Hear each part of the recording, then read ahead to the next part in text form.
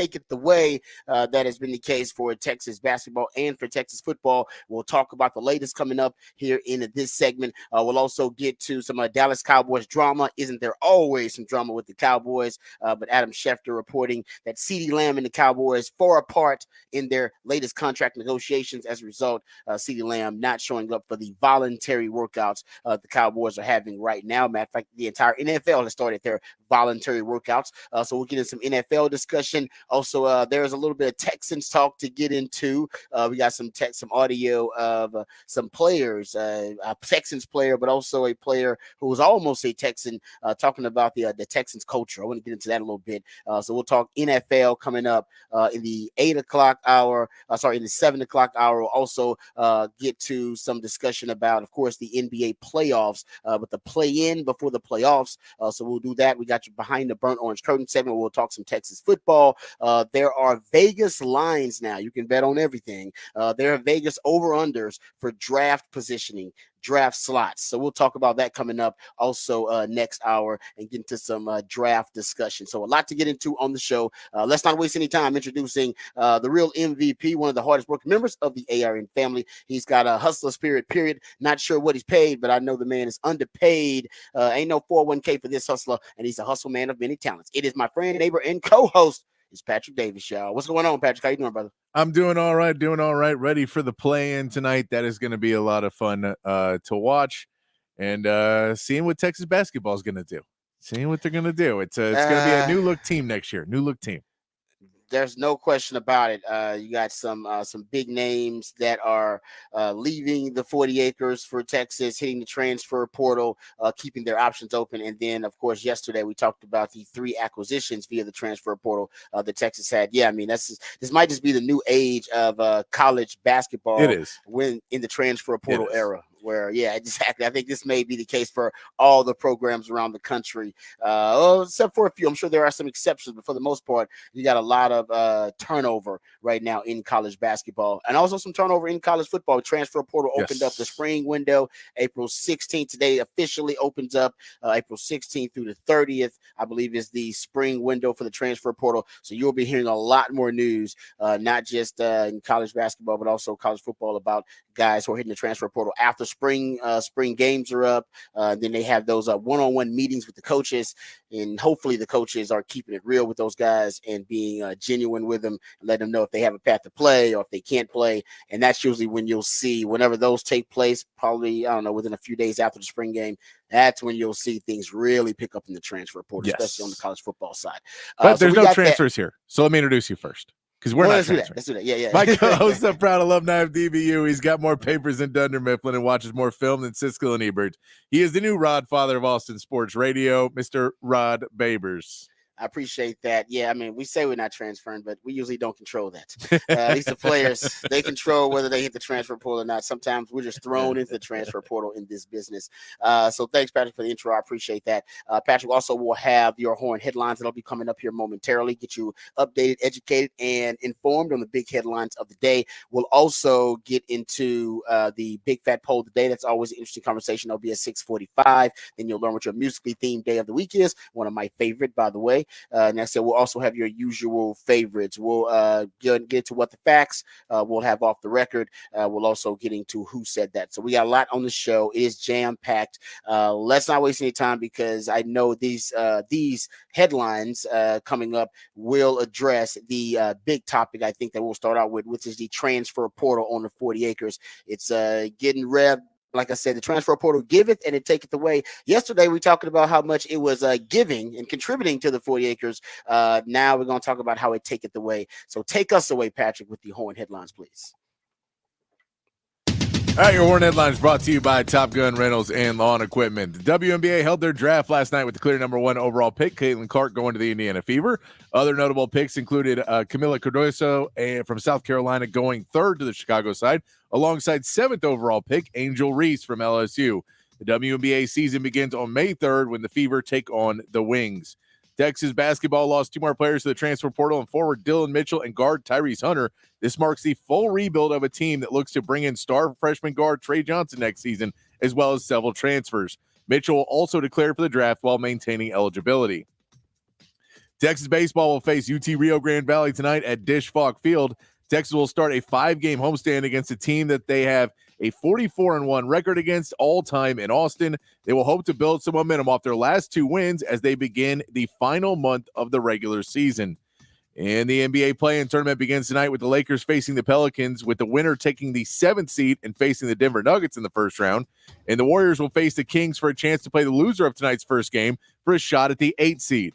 The Lakers beat the Pelicans 124-108 in the final game of the regular season, but are a small underdog in tonight's matchup.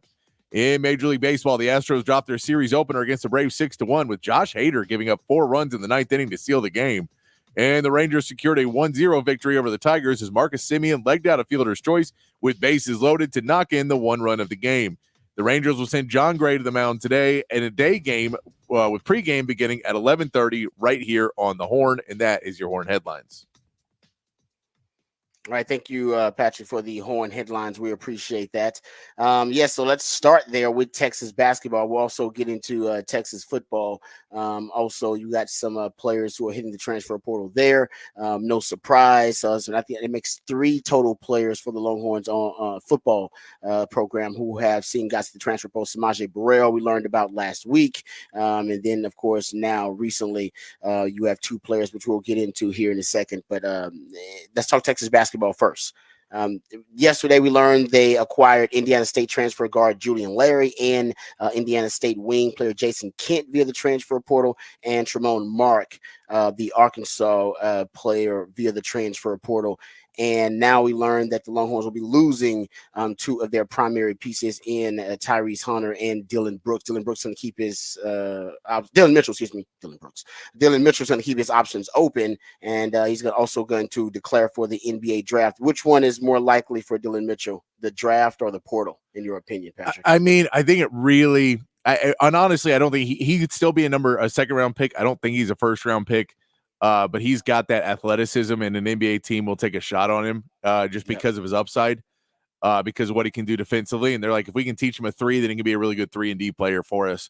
So I think he'd be a second-round pick. The question is, does he find a team that he feels will be a better fit for him in college and that he feels might give him the NIL that he would like to not go to the draft? I think if the NIL is right, he'd probably stay in college. Just because it's, if you want to, advance and improve in your career, do you want to do it necessarily on a G League bus, making not that much money, and maybe on a contract we make okay? Or if you can get decent money in NIL, you progress there and then try and go into the draft the next year. Those are the kind of options you can make now. I think for Texas, he realized that he wasn't progressing the way he needed to. Whether that's on him or whether that's on the program, Coach, time will tell. But he's just his shot. He worked on his shot all offseason and then did not take it this year. And, I don't know if he needs somewhere where the green light is a little bit more for him or what he wants. But it's not surprising to see Tyrese Hunter and Dylan Mitchell go, as both of them didn't seem to take over the program. Yeah. And, it's one of the things that I think was more the Chris Beard method than the Rodney Terry. That Chris Beard was, I don't care about your offense whatsoever. I just want you to play defense, and we'll figure out offense somewhere else down the line. And Rodney Terry was trying to get some offense going, and Tyrese Hunter would have games where he would be more aggressively offensively, but Dylan Mitchell was just not very aggressive offensively. You kind of had to set him up a little bit more, and that's not necessarily always a bad thing, but he needs to be in much more of a very rigid system where things are set up for him offensively if he wants to be a better offensive player. But he can cut and drive. I think his shot's not as bad as it's made out to be. You just got to get past the yips of it and the confidence level. If he gets that up, he'll be a better player. But I mean, it just didn't seem to fit the last year. His playing time was going down instead of up, and that's not what you want to see. Just whether confidence or anything else, maybe you get a fresh look somewhere else, and we'll be a little bit better. And I think for Tyrese Hunter, it'll be interesting because he would have been the main ball handler this year, which I think last year, he kind of took that out of his hands a little bit more with Max Asmus. So it would be interesting. I don't know. Maybe he just wanted a little bit more stability in who he was going to be with, or a little bit more of a plan in the game planning. But both of them, it's not hugely surprising that either one of them is moving on. I don't think either one of them were technically in Texas's plans this year. I think if you look at what the long-term team building of Texas, you were kind of hoping Dylan Mitchell was going to be a first-round draft pick, and you were hoping that Tyrese Hunter was going to be a draft pick as well. You were trying to build those players to that level. So it's not, in the grand scheme of things, you're not necessarily losing guys you didn't think you were going to lose in the long term. But you would have liked to have them give you like them to be able to go into the NBA, and then you'd be able to say those are Longhorns in the NBA. Than if they transfer somewhere else. Yeah, no, it is. This team is going to look very different. The acquisitions they made and the departures they have now, we still don't know exactly how this team is going to look. Do you know the upgrades that Rodney Terry is trying to make? Is that obvious that he's trying to get? He wants some more size. He wants some guys who have some length. That's pretty obvious. I think he wants more size. I think he wants more 3-point shooting. And I mean, we're not going to know until they get on the court. I think he wants guys that are a little bit more aggressive, and Trey Johnson's going to be. He's said himself that he wants to add veterans around Trey Johnson. You got super seniors here, the 3 he brought in. Yeah, so I think he's going to try and bring in some of them. We know he's looked at a couple other guys that would be more shooters, so I think he might try and bring in a couple of shooters. But if, with Tyrese and Dylan Mitchell gone now, you say the 2 big pieces that you really want to bring in now is one more big and one, true point guard to be able to carry the ball a little bit more, play defense on the point guard position. I think if you could bring in those 2 things, you'd be looking pretty good. Point guards are available. That's one of the things. Now, you can't always get them with size, but there will be point guards available in the transfer portal. There are some bigs. I know one of the bigs that Texas was reportedly looking at went to UConn. I don't know. I can't remember. I don't think he went to UConn. He went. So I saw he was already off the board though. Ohio State. Sorry, he went to Ohio State. Bradshaw went to Ohio State. I saw that yesterday. So there's a couple names out there that you'll see kind of moving around. Transfer portal is still open till May 1st in college basketball. So there's still a lot of movement that could be happening. Players as the draft stock, whether they see it go up or down in the next couple weeks. You could see guys move around a little bit more, but for Texas, it's, they're really trying to build around Trey Johnson. And I don't know how much everyone else was in those plans, because this has been the plan that I really think you thought Dylan Mitchell at least was going to be gone to the NBA anyway. Yeah, I mean, that was the hope. Yes. Best case scenario, you were hoping. Yeah, that's a decision that he would have to make. Best case scenario didn't work out for Texas, so yeah, you're back to square one in terms of roster construction for Rodney Terry. And it's going to be interesting to see as he kind of overhauls this roster in one offseason, how it's going to look next season and what's going to be the identity. Remember, I kept saying this team really didn't have an identity. I think a lot of the issues that you just brought up about the fit of Tyrese Hunter, maybe his lack of aggression and taking the ball out of his hands, and then Dylan Mitchell, his development or lack thereof. Maybe that's part of the reason that Texas really never really formulated an identity. And I think that's kind of what Rodney Terry's going for this offseason. He wants a brand of basketball they're going to play. I couldn't tell you what is Rodney Terry's brand of basketball. I think that's the biggest issue is we don't know what Rodney Terry's brand of basketball is. And that's not a criticism, by the way. No. He hadn't been there that long, so I don't. No, I think that's the thing is he plays tough defense. He plays tough offense. He wants to go up tempo. He wants to slow it down on offense a lot. But I think he's still kind of finding where he's at too. There's probably some things he wants to do, but you have to play to your strengths. This will be the big test of going to the SEC or going to a little bit weaker of a conference. That it's not even, there's still really good teams on top, but there's some teams that you can beat a little bit easier. Where in the Big 12, there's just not a lot of teams that are easy games. You're kind of, there was stretches where you play 4 or 5 or 6 top 25 teams in a row. So it'll get a little bit easier for you in the SEC. You also have a top freshman coming in. So this is going to be a big prove-it year for Rodney Terry. And it would not surprise me if this is a make it or break it year for Rodney Terry, not just in the fact of what I believe. I think he should have 2 more years unless this goes catastrophically wrong. But I could believe it because it does feel like the NIL maybe isn't there as much as it needs to be right now. And whether that's him not being able to get it or donors that are not happy with him being the coach and not giving it, whatever reason it is, you have to have NIL in today's game. And with players leaving, with freshmen not coming in, there seems to be some lack of NIL, and that's when you get Indiana State guys. Your NIL is not necessarily as big as some other guys. So Arkansas, that'll be an NIL deal. I'm sure there'll be some in that. But it just a feeling from outside the program would look like maybe there's not as much NIL money in the program right now as there needs to be. And I can't tell you which side that's on, though. Yeah. No, that's a great point. And those numbers are really hard to come by because there I think more and more laws that are being made to try to keep those NIL deals to try to keep them under wraps, not make them public knowledge, not make them accessible. But I know Texas is a leader in the NIL space. Yes. We know that from Open Doors and other companies that follow NIL transactions. Texas is one of the top programs in the country in NIL, but how those resources are divided. That's why, you have the Texas One Fund where you can donate specifically, or you can choose to offer NIL opportunities to certain sports and not others. So it is strange. I mean, because I've heard that some sports are some sports are thriving in the NIL space, and some coaches are thriving in the NIL space, and others you can tell that it's a challenge. It's hard to tell whether it's the sport itself or just the specific boosters and donors who have decided, all right, you know what, I'm a football booster and donor.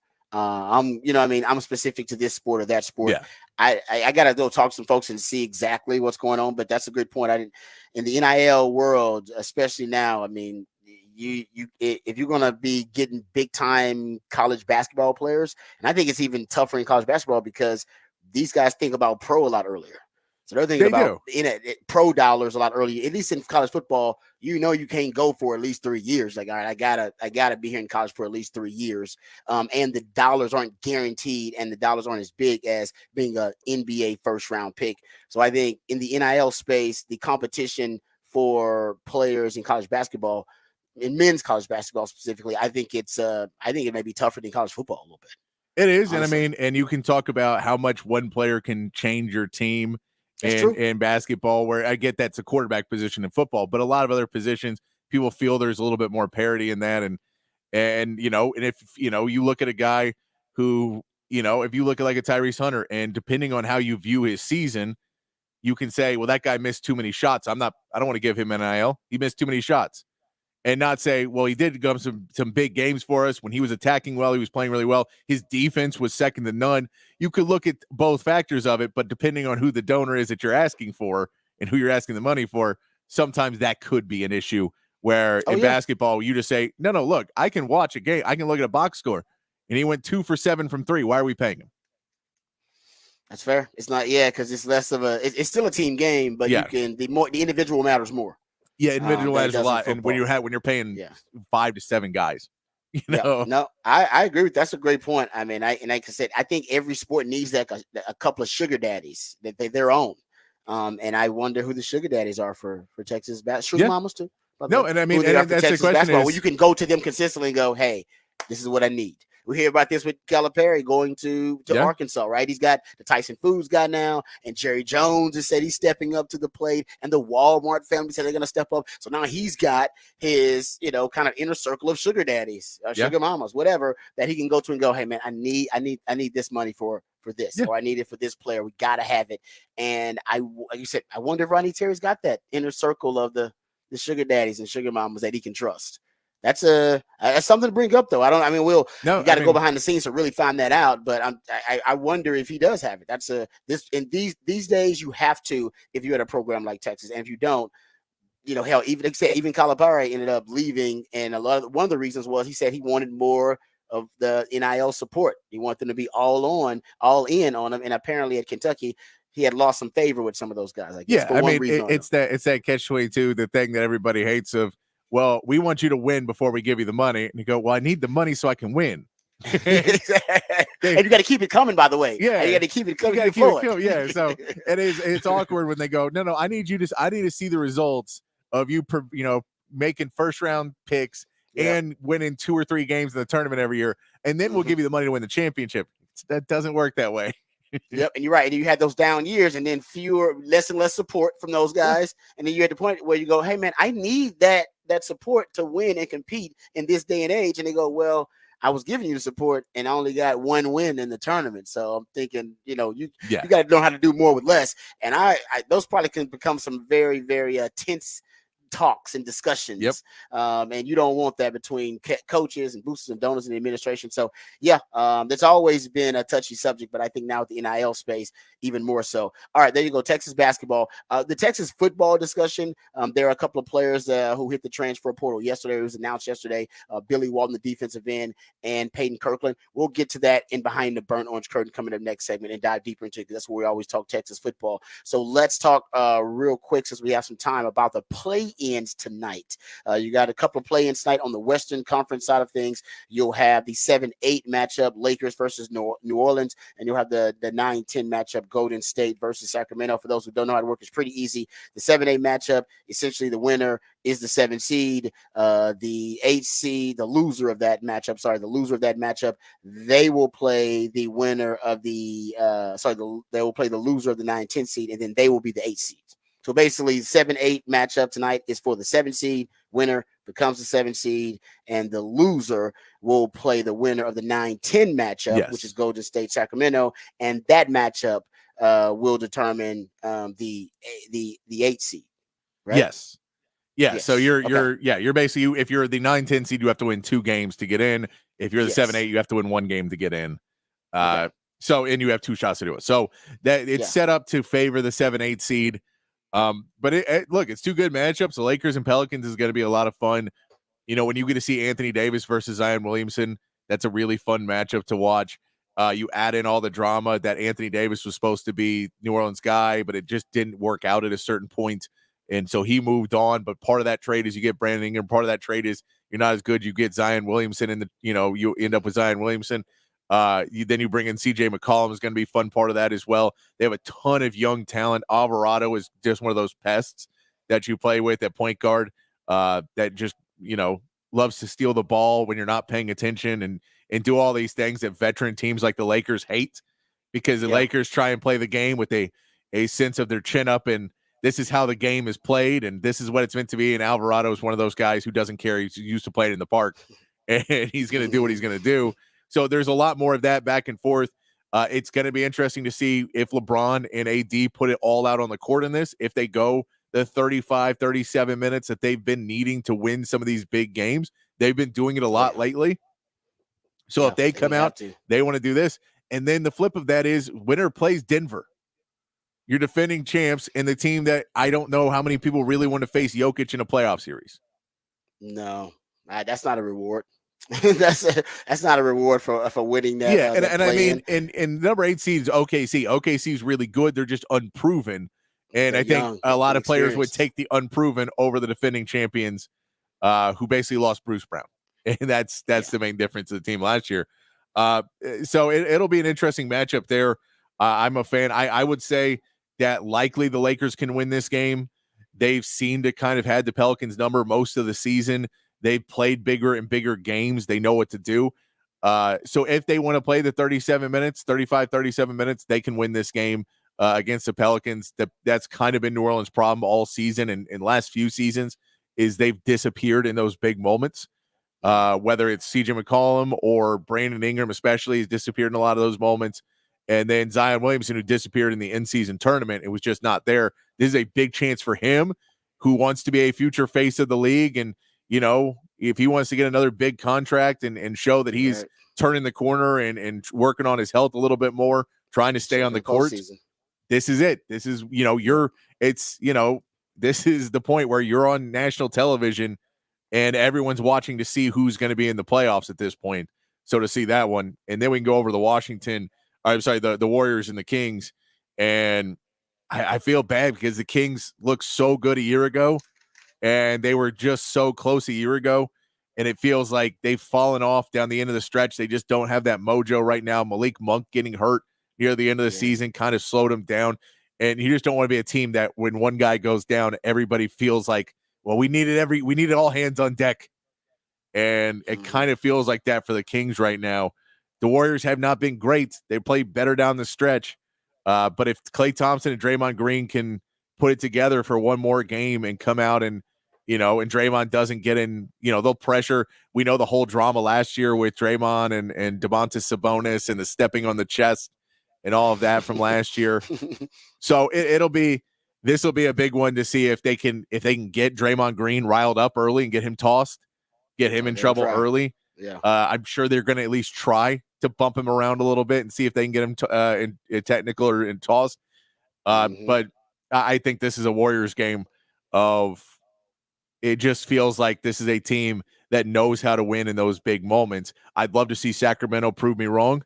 I'd love to see them go down and Sabonis have a big game. De'Aaron Fox show that there's no one that was going to be able to guard him with Gary Payton hurt for the Warriors. I'd love to see that, but both games should be a lot of fun to watch. It's a good point about the injuries, though, for Sacramento, because Kevin Huerter is hurt too. Yes. I believe he's dealing with an injury.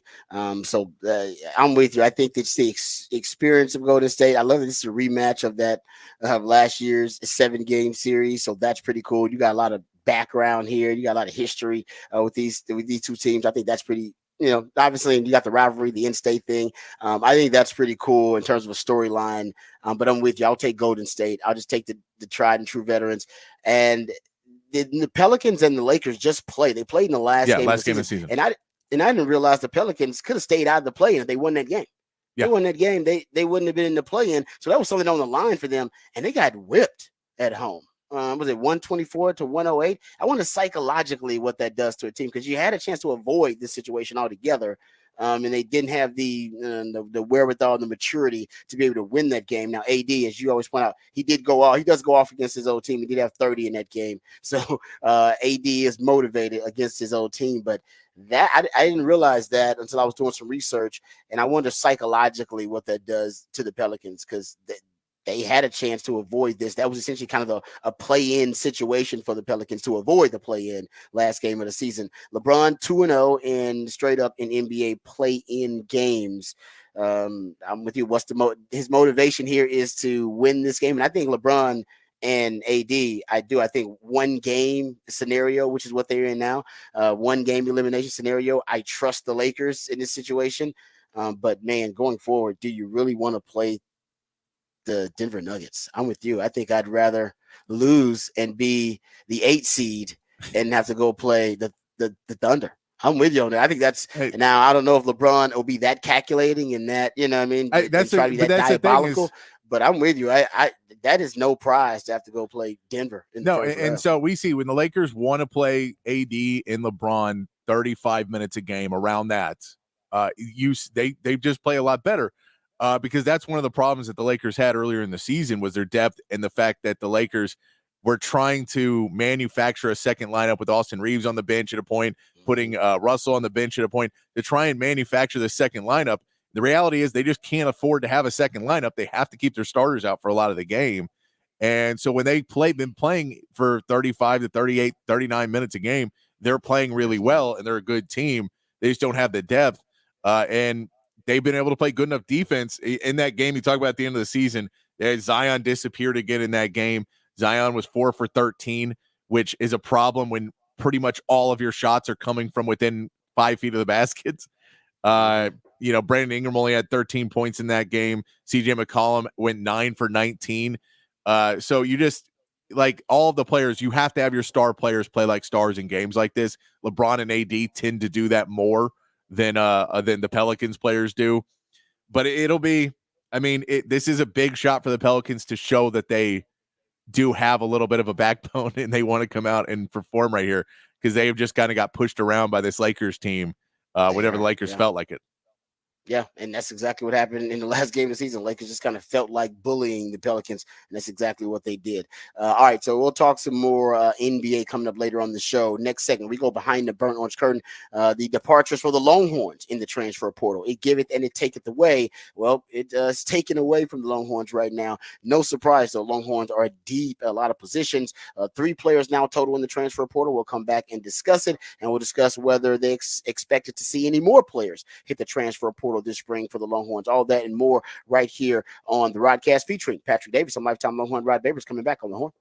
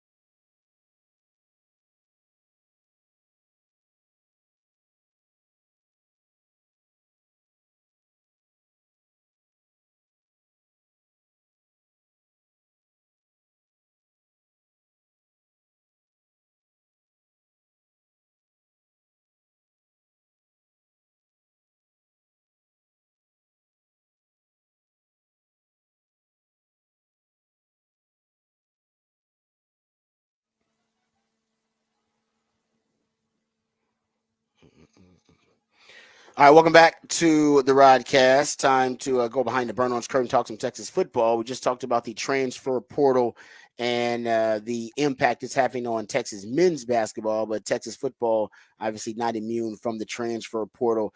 Two players yesterday reportedly, or at least they didn't announce it. It was reported two players yesterday were hitting the transfer portal for Texas football. When I talked about the transfer portal, at least what positions were expected to see attrition for the Longhorn football team. First position I mentioned was offensive line, because it's been amazing so far. They've been able to stockpile so many talented offensive linemen, and yet have also had veterans coming back. Remember last year they returned all their starters on the offensive line, and this year they're going to return 4 out of the 5 starters on the offensive line. I mean, that's a lot of starters returning on the O-line. And because of that, it's hard for guys to find a path to play. Now, if you rotated a ton of guys on the O-line, it'd be different, but you don't rotate a ton of guys on the line. You got 2 guys who are kind of swing players for you that can play multiple positions. But then you want the cohesion and continuity of a group that plays together a lot, that they're hive-minded, that they have so many reps together. They have really that camaraderie, but also great communication. So you don't want to disrupt that group too much. So I think a lot of those guys now in the offensive line may not see a path to play. And that's why I predicted attrition there. And right on the money, one of the first players reportedly who was going to hit the transfer portal is offensive lineman Peyton Kirkland. Really good player. I met the young man a few times, and he is huge, 6'6", 350. He was a 4-star recruit in the 2023 class. Really good player out of Florida. And that may also, he's dealing with some injuries early on in his career. So that has also kind of stagnated his development and progress. And then he's just been behind some really talented guys, right, on this offensive line. So he hadn't been able to crack that rotation of offensive linemen yet. And we haven't seen much of them. And I think the reason is because of the injuries, but also because, like I said, Texas, they've been really not lucky, but they have really benefited from health on the O-line. They haven't really been decimated by a lot of injuries. So the guys who are out there, they've been playing a lot too. And so I think for him, he doesn't necessarily see a path to play. My guess would be he probably would go back to Florida somewhere. And that's another thing too. I would love to, because some people are saying that I didn't see. Some people brought up like UCF. I saw on just via the social media, just obviously rumor, people throwing out random suggestions for where he could end up. Because the Florida schools, he could end up, like I said, at Miami or one of those other Florida schools too. But a lot of people think he's going to end up in Florida, and I do believe that if you go look at the transfer portal and where players end up ultimately, or at least where they transfer to, it's got to be a pattern that they end up going back home or where they played high school football a lot of the times. Because we see that even with Texas guys who are coming to Texas, right? AD Mitchell was coming back home to Texas after being at Georgia. I think there is something. It's something to that, and also something to who finished second in your recruiting. Right? What school finished second in that recruiting? If they finished second in that recruiting, it means more than it's ever meant, because if that guy has a 50% chance of hitting the transfer portal, the first school he's probably going to think about is the team that finished second. And he'll think, man, maybe I should have went to the other school that I narrowed my choices down to. So it's never been more important to finish second in the recruiting. It used to be a consolation prize. Now you can argue there's real tangible benefit to finishing second. And also, it seems like a lot of prospects end up going home when they transfer. It seems like that's more of a pattern to what guys call. Even some of those Texas basketball guys we just talked about, Julian Larry, he's a Frisco native. Yeah. Jason Kent was born in Austin, Texas, even though he's a Chicago kid. It does seem like they end up kind of venturing back. Hell, I think the other young man went to U of H, right, initially. Yes. He went to Arkansas, then came back to Texas. So it does seem like ultimately they kind of come back. If they do transfer, something is calling them back to like where they started their careers most of the time. Yeah, I mean, and we saw AD Mitchell want to come back to Texas last year. That was a big piece for him to be around his daughter. So I think there's something to be said about being around family. It's sometimes maybe if you get in and then you're not the star player you thought you were going to be, you kind of want to go back to where at least I know some people and I can be around some familiar things. I mean, it's a culture shock if you do live in another state, and if you've lived your entire life in one place, it's a culture shock. That's true. sometimes to go to somewhere else. So I can understand why guys, would, in a tough point where in the first time in your life, you're not the best player on your team and you're now having a hard time getting to the field. You may say, look, it's easier for me to get back to where I'm more comfortable overall. That'll help me work harder. That'll help me be in a better mental space to go out and try and regain what I think I've lost a little bit of. Yeah, no, I'm starting to see more and more. I would love to see somebody do a study on it and just see what percentage of guys end up coming back to where they played their high school ball, if in the transfer portal, and also how often a player transfers to a school that finished second in his recruiting. I guess it's hard to determine who was second in your recruiting. They usually narrow it down to about 4 or 5 schools. The other player that hit the transfer portal for Texas football yesterday, or at least reportedly who was going to hit it once it opened, is Billy Walton, the defensive end and edge rusher, 6'3", 229 pounds, came in that 2023 class. He took 3 defensive snaps or something like that for Texas in the Wyoming game, but hadn't played much. We've talked about it too, right? Texas looks different on the edge now. Yep. They've been stockpiling a lot of good talent on the edge. This is the best edge defender group Texas had since Sark has been on campus.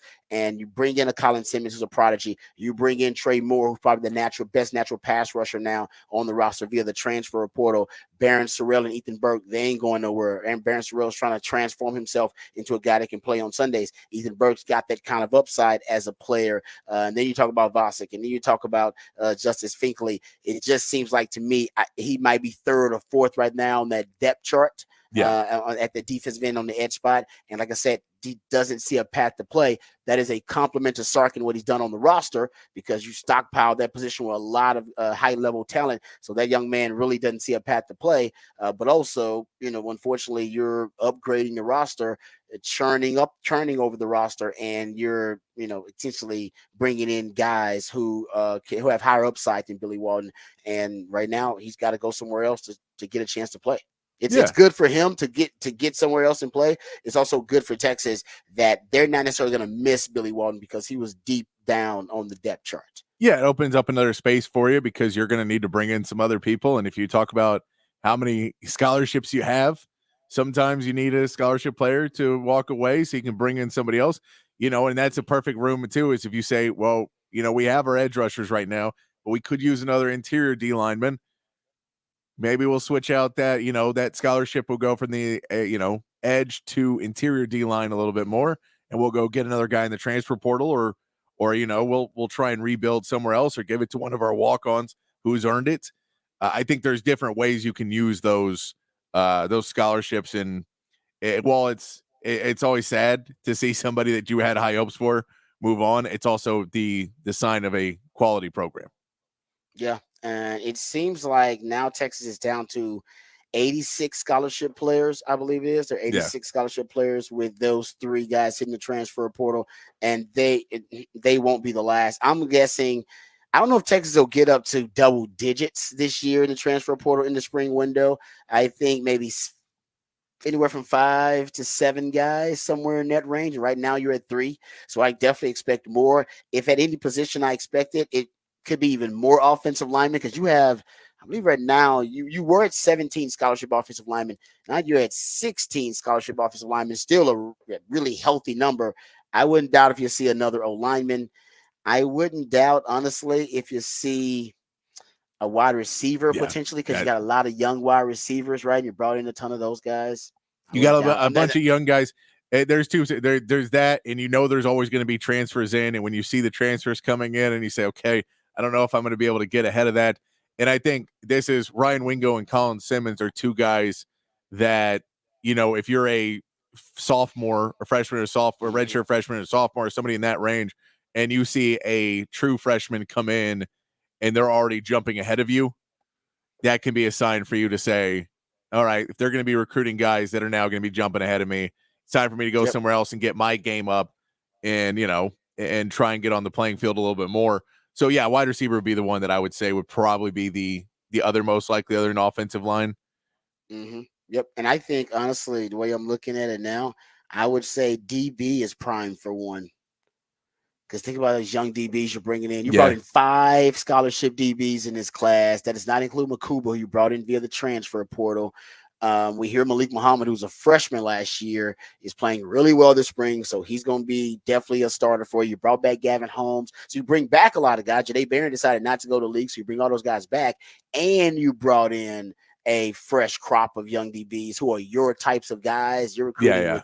with the obviously the skill sets and the frames that you like. I could see DBs who are in between that, in between the guys who are starters for you now and playing. And think about it, Taft. The reason you had a lot of DBs leave last year is because of Taft Daddy, right? Taft Daddy went from a walk on to being a guy giving you starter reps. There were some guys that he just surpassed in that room. I always say Yeah. the visual is Coach Akina used to always seat us according to the depth chart. Starters sit in the front, guys who are obviously last on depth chart sit in the back.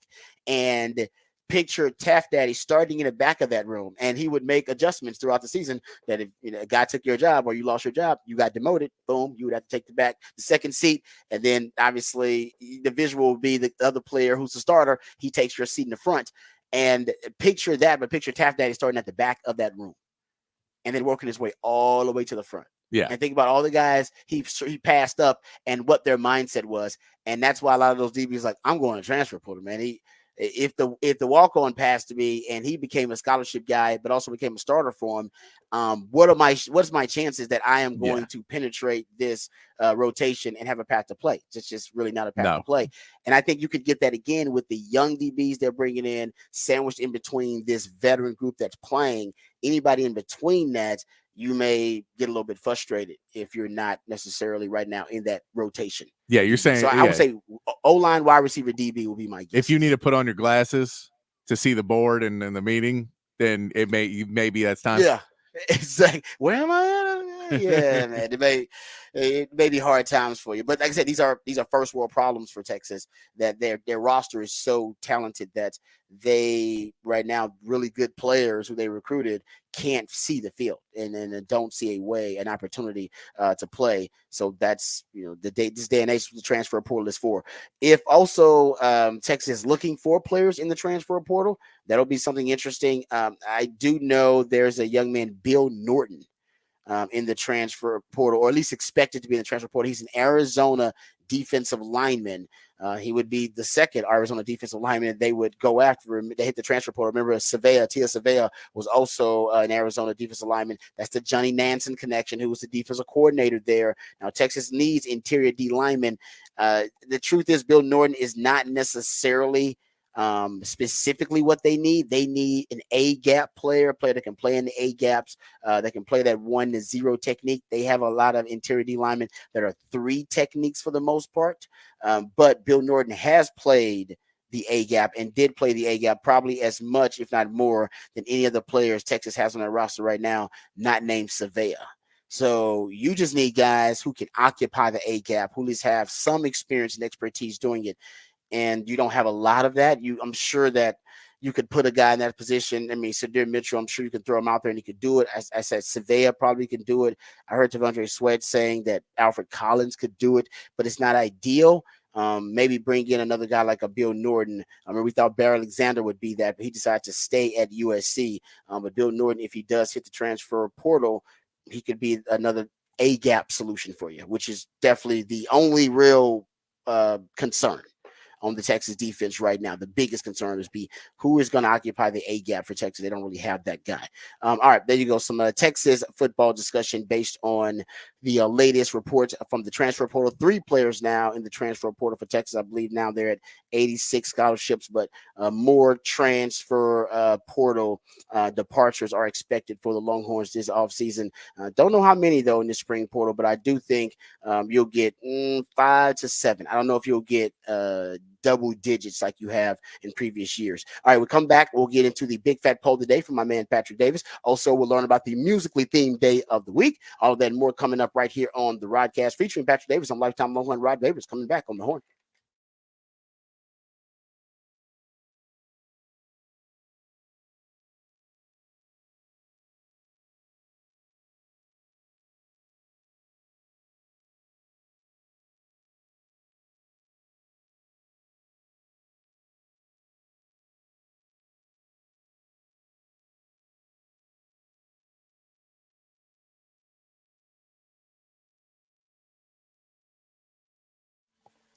Hey, what's up, folks? Lifetime Longhorn, Rod Babers here. I got to give a shout out to my man, Dr. Greg Eckert, Dr. U, as I like to call him. But we call him Dr. U because he's all about you, making sure you get the best quality dental care available. But also, his last name starts with U. But you get it. My man, Dr. U, does a great job no matter what your dental hygiene, your dental needs are. It can be anything from general dentistry to teeth whitening to dentures, porcelain crowns, veneers, dental implants, full mouth reconstruction, even root canal therapy, whatever it takes to ensure you're getting the best quality dental care. That's what Dr. Greg Eckert and his team are all about. And I know this firsthand because I owe them a huge debt of gratitude. I went there just for a checkup, just for a cleaning. It had been a little while, and turns out I probably should have been going to the dentist a little bit more regularly because they found that my wisdom teeth were growing in sideways. Could have been a disaster. To avoid that disaster, Dr. Yu and his team went to work. They informed me about the entire procedure, educated me about everything. I was put at ease and relaxed about the procedure. It took no time at all, and I was back at work within a couple of days. So I owe them a huge debt of gratitude because now my dental health is better than ever, and he can help you out no matter what your concerns are. Even if you need a brand new smile.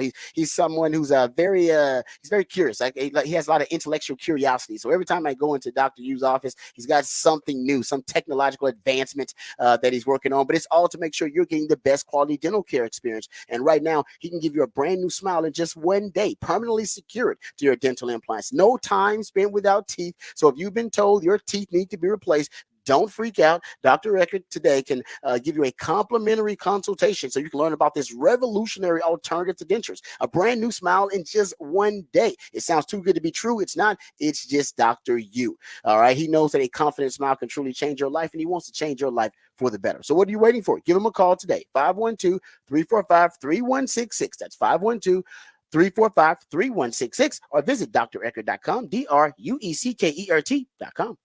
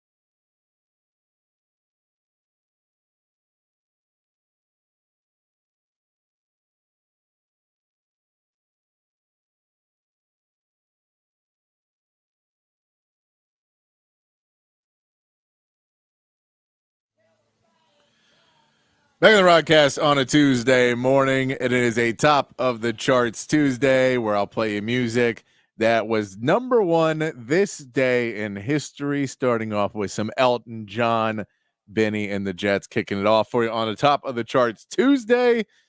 Let's get to the big fat poll of the day. Text line's open 512-447-3776. Patrick's big fat poll of the day on the Horn. All right, we're going to talk more about it coming up in the show. We'll talk a little bit more about the Cowboys and some reports that came out just earlier yesterday, and reports about the contract extensions and what the Cowboys are at right now. And a lot of conversation in the offseason has been around what the Cowboys are trying to do, putting everybody in a contract year. And I just wanted to get a poll of you guys on the text side. We'll get a poll online. But I wanted to make this simple question. Which Cowboy should get a new contract first? Which Cowboy should get a new contract first? Does CeeDee Lamb, is he at the front of the line for you? Is it Micah Parsons at the front of the line? You want to keep that defense and Micah Parsons, one of the best defenders? Or is it Dak Prescott? Did you say you got to get something done with Dak Prescott so you can do everything else? So that you can try and free up some cap space, so you can try and move some things around. Is Dak, should he be at the front of the line? Because you just need him to re-sign so you can figure out what you're going to do in the future and not leverage everything on a quarterback who may be leaving at the end of the season and cost you tons of money for the next few seasons. Which Cowboy should get a new contract first? I won't even put Mike McCarthy in there because we all know that's not the answer. He should not. No. Well, no, it ain't the answer, but he's one of the guys on that contract. He's one of the guys on the list. Yeah. And you can say none. Not one of them should get a contract. There should be no new contracts. Completely destroy the team and rebuild it from the ground up. That could be your answer. I don't know if that's the right answer either. That may be what Jerry Jones does too. No, you could. Now you're right about that because it seems like Jerry Jones is basically saying if y'all don't advance to a certain point in the playoffs, in the postseason, I'm willing to blow it up. I don't know if he's serious or if he's just, this is a threat. Try to motivate everybody. He seems like he's serious, though. The Cowboys have not had an offseason like this. No, this is a very unique offseason. It definitely feels as if this is a turning point for him, that he's willing to play hardball and take the loss if it happens, rather than just keep trying to keep the ship going straight and never really getting past a certain point. It feels like this is the season, but so you can say, I'm with Jerry and no one gets a contract extension and we're not bending over and screw it, we'll start over. You can say that. That's hard to do in the league, man. It is very hard to do, and I think Cowboys fans don't. What's harder to do? It's easy to do that. It's really, really hard to rebuild it once you do that. Yeah, because you got to find a quarterback first. That normally takes some time. You're talking about 2 to 3 years of just to get the dead cap off your books to restart. So you're saying 2 or 3 years that just don't even matter in the press, and then you're hoping that you do the 2 to 3 years, and then you end up like the Texans and get a CJ Stroud or someone you feel can be the future of your franchise. But if you miss on that pick, and then you go back in the middle again, that sets you back even more. And it does, the Cowboys will never be irrelevant, but at what point, how many seasons before Jerry Jones gets upset that he is no longer in the conversation as much? So let me know on the text on 512-447-3776. Which Cowboy should get a new contract first? Yeah, I almost say you have to, if you're going to do first of all, you have to do Dak if you're going to do CD. There's no point in having a $28 million receiver if you don't have the quarterback. So why the hell would I sign CD if I'm not going to sign Dak? To me, that goes hand in hand. Like that makes no sense. So I would almost eliminate the CD and Dak, and I'd go with Micah then. You'd say just at least it. Yeah, because like I said, if you're not going to sign Dak, then don't sign CD. And if you sign Dak, then, all right, then sign Dak and then go with CD. But the question is whether Dak is going to be the future of the franchise or whether you're going to pivot and do something a little bit more radical, like a Trey Lance or draft your quarterback. So right now, I'd go Micah, and I'm still reluctantly doing that, even though I know I got to pay Micah, because I want Micah to commit to being an all-around player, not just an elite pass rusher. I want him to devote himself to being an elite run stopper, an elite pass rusher, and also kind of being an overall better defender and Yeah. not so specialized as a defender. And I think and there's no doubt it's in him. Yeah, of But that course. was the question that I forget his name, the former Cowboy, Jesse. Oh, it escapes me right now. The one who was very critical of him. It'll come to me in a second. But that's why his question was that Michael was selfish, or the point it was that Michael was selfish. Jesse Holly, thank you very much. That he was selfish, and that was the reason he was selfish, because he didn't want to, expand. He didn't want to become an overall player. He didn't want to become a well-rounded player and focus on being a run defender. He just wanted what would make him the most money and what would get him the most recognition, which is sacks and being a pass rusher. Yeah, and then apparently returning kicks too. And now returning some kicks, if you could do that too. Yeah, so I don't think that's true about Micah, but it remains to be seen. That's what I like to see more of. So I go Micah right now. I guess I go Micah. All right. Let us know on the text line 512-447-3776 which Cowboy should get a new contract first. Yeah, and I feel like reluctantly I'm saying that I go Micah. I kind of feel where Jerry is coming from, actually. I do. Because Micah doesn't show up in your biggest games either. Yeah. Like in your big playoff games, give me the big play Micah made in the playoff games. He didn't make a lot of big plays in a playoff game because you're going up against good teams who strategize and then they game plan to make him a run defender. Yeah. Turn him into a below average run defender. Packers just ran the ball. That's what I'm saying. Like, so I think that's what Jerry's like, man, I need all these guys to show up in the big game. I'm paying these guys and they look great in the regular season. When it matters most, my big money is no-show. Everyone's a no-show. Pretty much. And the coach too. Yeah. It's just like everybody's a no-show. So why am I paying these guys? I get Jerry a little bit more and more every day, which is actually sad on my part. I should not. Hopefully that the billionaire side of Jerry I relate to more and more. All right.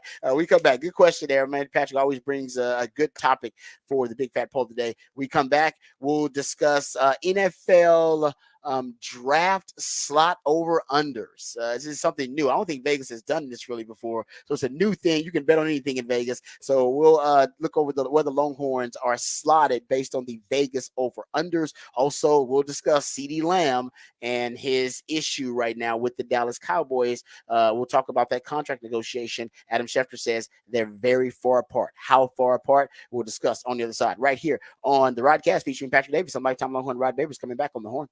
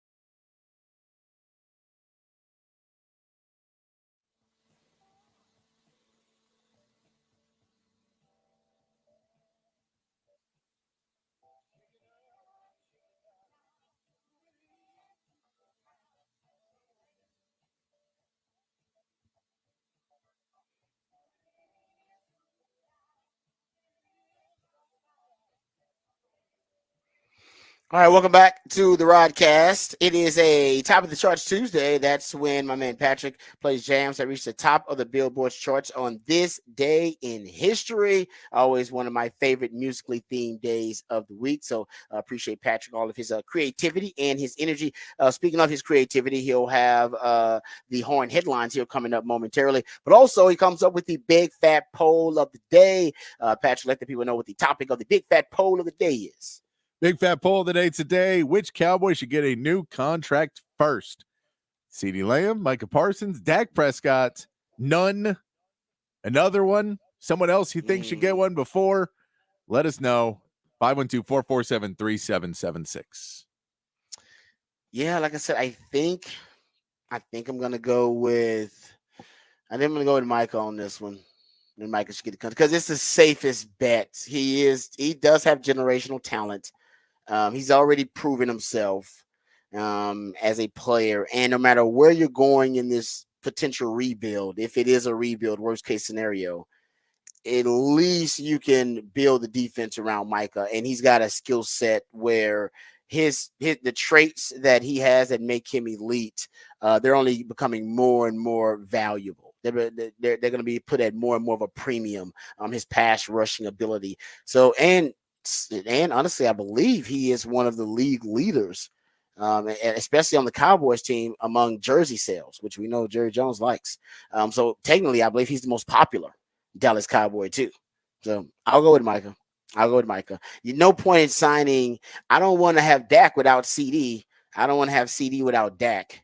So no point in signing CD first if you don't know what you're going to do with Dak. If you sign CD, you definitely need to sign Dak. But you're talking about who should get signed first. I'll go Micah because I don't know where the path is for the Cowboys. I'm not sure about the course of action. That's why everybody's on a contract year.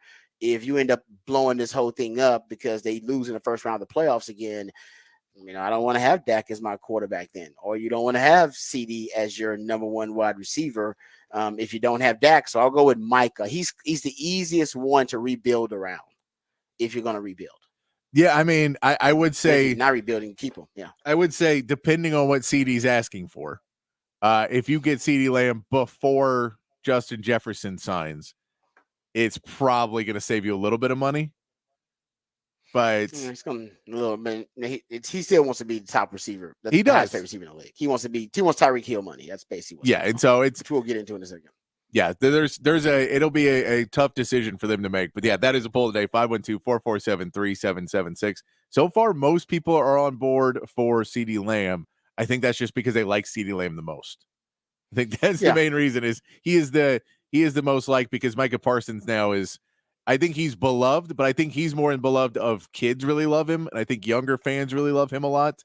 And maybe the older fans are a little bit more, worried about the fact that he is hosting a podcast and doing all these other things that most fans are not necessarily the biggest fans of.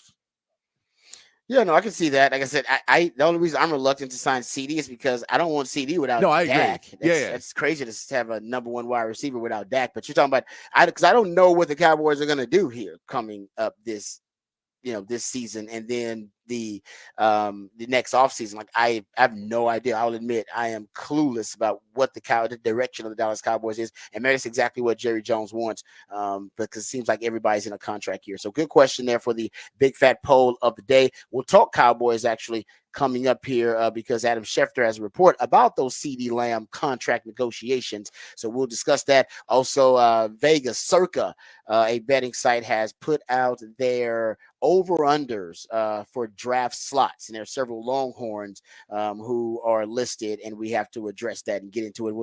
We'll tell you whether we're taking the over or the under where these Longhorns are supposed to be drafted and what that may say about what Vegas thinks of their draft position. So we'll get into that. We also have Rod's rant of the day, so we'll get into my rant of the day. We'll talk O-line. We don't talk enough O-line, but there may be a record-setting number of offensive linemen drafted in this upcoming draft. So we'll talk about that too. I know we seem to say that about every position. We seem to say that about quarterback, wide receiver. There's only 32 damn slots, and we're like, well, there's going to be 7 wide receivers taken in the first round. There'll be four or five quarterbacks taken in the first round. I'm like, man. And then they're talking about now a record number of offensive linemen. So we'll see. Maybe it's just going to be wide receivers, quarterbacks, and O-linemen taken in the first round for the most part. So we'll talk about that. Before we do any of that, though, let's have my man Patrick always hook us up, as he always does, with the Horn headlines to get us informed, educated, and updated on all the big headlines of the day. So, Patrick, will you please do us a favor and hit us with the Horn headlines, please? All right, your Horn headlines brought to you by Top Gun Rentals and Lawn Equipment. The WNBA held their draft last night with the clear number 1 overall pick, Caitlin Clark, going to the Indiana Fever. Other notable picks include Camilo Cardoso from South Carolina going 3rd to the Chicago Sky, alongside 7th overall pick Angel Reese from LSU. The WNBA season begins on May 3rd when the Fever take on the Wings. Texas basketball lost 2 more players to the transfer portal, and forward Dylan Mitchell and guard Tyrese Hunter. This marks the full rebuild of a team that looks to bring in star freshman guard Trey Johnson next season, as well as several transfers. Mitchell also declared for the draft while maintaining eligibility. Texas baseball will face UT Rio Grande Valley tonight at Dish Falk Field. Texas will start a 5-game homestand against a team they have a 44-1 record against all time in Austin. They will hope to build some momentum off their last 2 wins as they begin the final month of the regular season. The NBA play-in tournament begins tonight with the Lakers facing the Pelicans, with the winner taking the 7th seed and facing the Denver Nuggets in the first round. And the Warriors will face the Kings for a chance to play the loser of tonight's first game for a shot at the 8th seed. The Lakers beat the Pelicans 124-108 in the final game of the regular season, but are a small underdog in tonight's matchup. In Major League Baseball, the Astros dropped their series opener against the Braves 6-1, with Josh Hader giving up 4 runs in the 9th inning to seal the game. And the Rangers secured a 1-0 victory over the Tigers as Marcus Semien legged out a fielder's choice with bases loaded to knock in the 1 run of the game. The Rangers will send John Gray to the mound today in a day game, with pregame beginning at 11:30 right here on the Horn. And that is your Horn headlines. Yeah, I'm looking at jersey sales in the NFL and at Lids. I guess Lids is, of course, one of the licensed apparel companies that can sell NFL stuff, NFL jerseys. Lids claims that Michael Parsons was their top-selling jersey ahead of Patrick Mahomes. I mean, so I think he's very popular. But again, no one's going to my point. My point is like I'm not. It shouldn't matter as much, but it does matter to Jerry Jones. Y'all know that. So, oh yeah, it does. And that's back of my point that Micah would be the one to if this was presented to it. I think Micah's the one that gets. It's why Micah still has 2 years left of team control because they gave him the 5th-year option. For CD, it is of the most importance they get his deal done because he's in the last year of under team control. Like he has to get a deal done. Yeah, no, and I mean, still got 2 more years left. I think if you look at it too, it's the Cowboys are one of the weird teams that if you were buying your kid a jersey for Christmas, you're not getting him the quarterback. Yeah, because it used to be like Zeke used to be back in the day. Zeke was a big one, but you're not getting him a Dak Prescott jersey. I don't think the kids want Dak Prescott jerseys. So Dak Prescott's still in the top 5. He's in the top 5. Still up there. He's still up there. Yeah, he's up there with the jersey sales. He's just being but like I said, the top jersey sale in terms of the Cowboys, the most popular Cowboy based on jersey sales is Micah. Actually, it's Micah. Anyway, but let's get to CD because CD actually has solidified himself as a top receiver. Right, he's an elite receiver now. He was an All-Pro last season.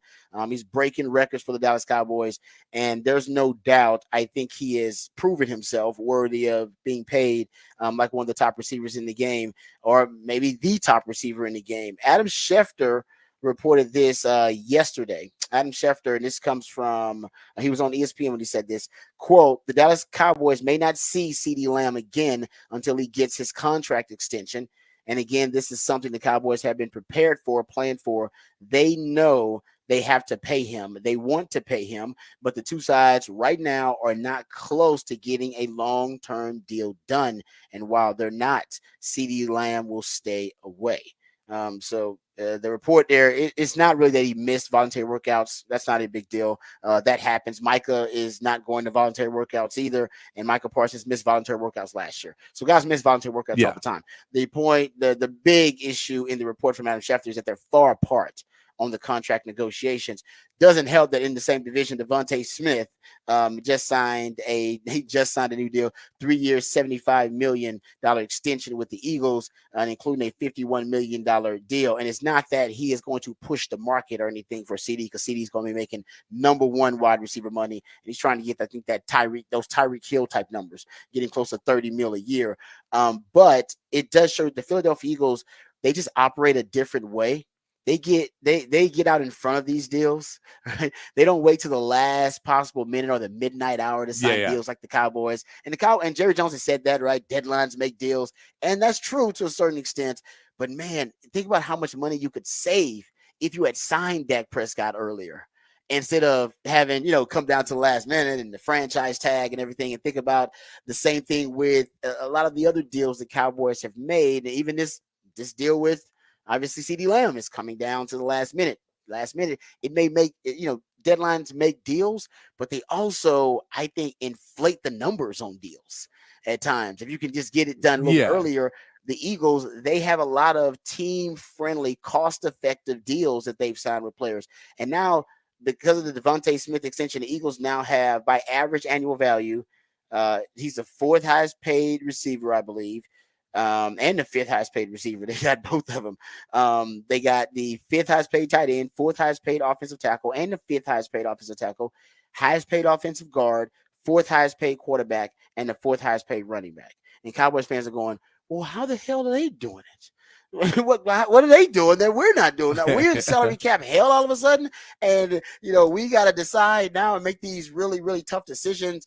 And it seems like the Cowboys more mismanage a lot of their salary cap, and they, because I think the Eagles are a lot more effective at using some of the loopholes like cash over cap that you bring up all the time, Patrick, and being able to manipulate the salary cap, maneuver the salary cap, and to their advantage. And the Cowboys just don't have the same savvy when it comes to the salary cap. Because if you look at the Eagles, you would think, man, how can they afford to have the top five highest paid player average annual value on at quarterback, at running back, at wide receiver twice, offensive tackle twice, and offensive guard. Their whole entire offense basically is a top five paid offense.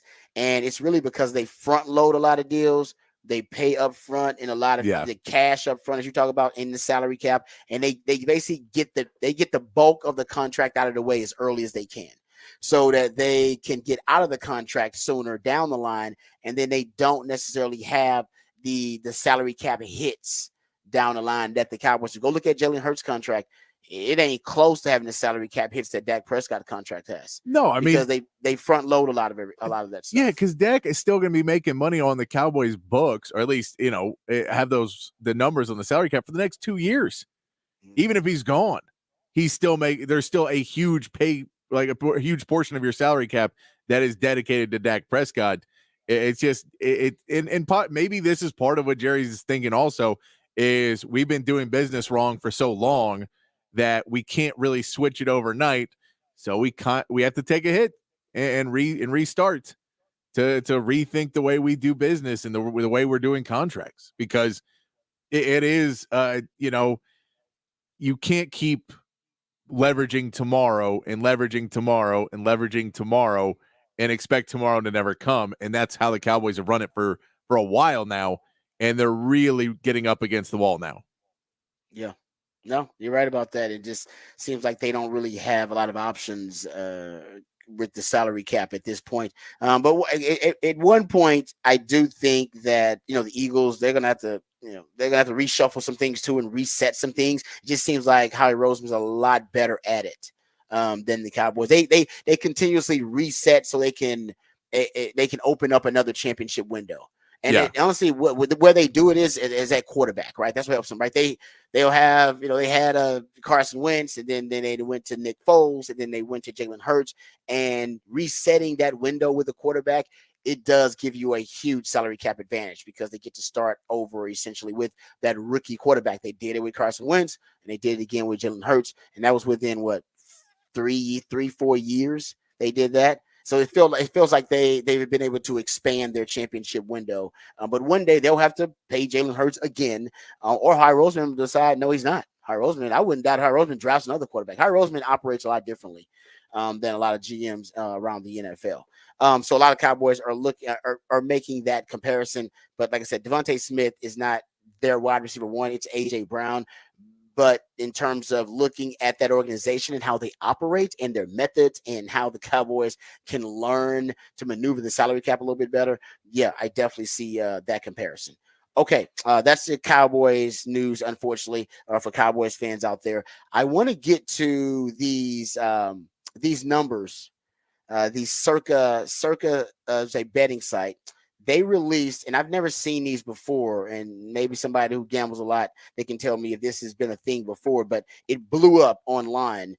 These circa draft position opening lines. They're basically over-unders for draft position for players, and they listed a ton of them. But I just want to look at the Longhorns specifically. They have 5 Longhorns listed. And no Tavondre Sweat on this list, but 5 Longhorns listed. So I guess they're kind of going through the Longhorns they believe will be in the first 2 rounds. So it's kind of a 2-round in a draft position over-unders for Vegas. And Circa Sports, they are a sports betting site, and they threw out these yesterday. So they have let's start with AD Mitchell and Byron Murphy, because either one of these guys could end up being the top Longhorn drafted in the first round. AD Mitchell is at 17.5. That's his over-under. Would we take the over or the under on AD Mitchell being drafted at 17.5? He's going before that, or is he going to go after that spot? I mean, I want to say over on that. I want to say over too, but recently, you put that Adam Schefter sound. Yeah. I saw this was weird. I'm sorry to put you on the spot there, Patrick, but I saw this and it was a little surprising for me. The Establish the Run guys, they do a really good football podcast. They had Adam Schefter on, and they asked him about players who he thinks will be drafted higher than they've been projected recently. And the name that he brought up that I was a little surprised it came to mind for Adam Schefter was actually AD Mitchell. Here is Adam Schefter on that podcast with Establish the Run. Is there anyone you're hearing that you think will go higher or lower than the current market expects? How about a guy like AD Mitchell? Where do we think he's going, Adam? Somewhere 25 to 32. I think he's mostly been mocked. I think he'll go higher than that. I think he'll be a 1. Perfect. That's a great answer. The signs point to him beating that projection. All right, so he's got him going higher than the 20s. That's what Adam Schefter's saying, and Adam Schefter's pretty plugged in. They got him at 17.5. And so what you're saying, he might be right in between there, between 17.5, and I think he'll be after that too. I'll say AD Mitchell is after that, because if not, because we're saying 4 quarterbacks are going to go in the top 10. We're saying 3 wide receivers in the top 10. So that's 3 wide receivers going to the top 10. And then I'm thinking about the other group of wide receivers. I will say that some people do have AD Mitchell as the 5th all-around best receiver behind the other LSU receiver, Brian Thomas. So if he's the 5th best wide receiver, there's a good chance that he is somewhere between 15 and 20. I'll go later just because I'm hearing now a lot of offensive linemen going to be drafted really high too. So I'll go with you. I'll go AD Mitchell at after 17.5. Byron Murphy, he's at 16.5. We think Byron Murphy will be drafted sooner than 16.5, earlier or later than 16.5. I think that's really close to where he's going to go. Yeah, that everywhere feels he's been really mocked is late teens, right? Yeah. I'll go, man, that's tough. I'll go later. It's just because I think the wide receivers and quarterbacks and offensive tackles are going to push everything down, because those guys are going to be drafted in the top 12 picks. So I don't think that'll push Byron Murphy even down a little bit more. He right now is in the competition to be the first defensive player taken off the board. I don't think he will be. So I'll go later too with him. I'll go later with him too. I really want to go earlier, but I'm going to go later. I think he is a top 15 talent in this draft, but it is just a question of, if no one's taking defensive tackles and you feel that even if he is your 1A, but there is a 1B that you can go with, then you may not take him just solely in the fact if he doesn't separate himself enough, you'll wait for the other defensive tackle to be taken before you take Byron Murphy. Yep. So it could, yeah, I'll say it later, but I'm hoping it's earlier. I think it could be earlier, but that's a good number, 16.5. I think they nailed that one of at least betting wise, they nailed it. Yeah, and I think you're right. Any other draft, Byron Murphy would be drafted a little bit higher. Yeah. But this draft, because of the premium positions that are being drafted, they're just pushing everything else down.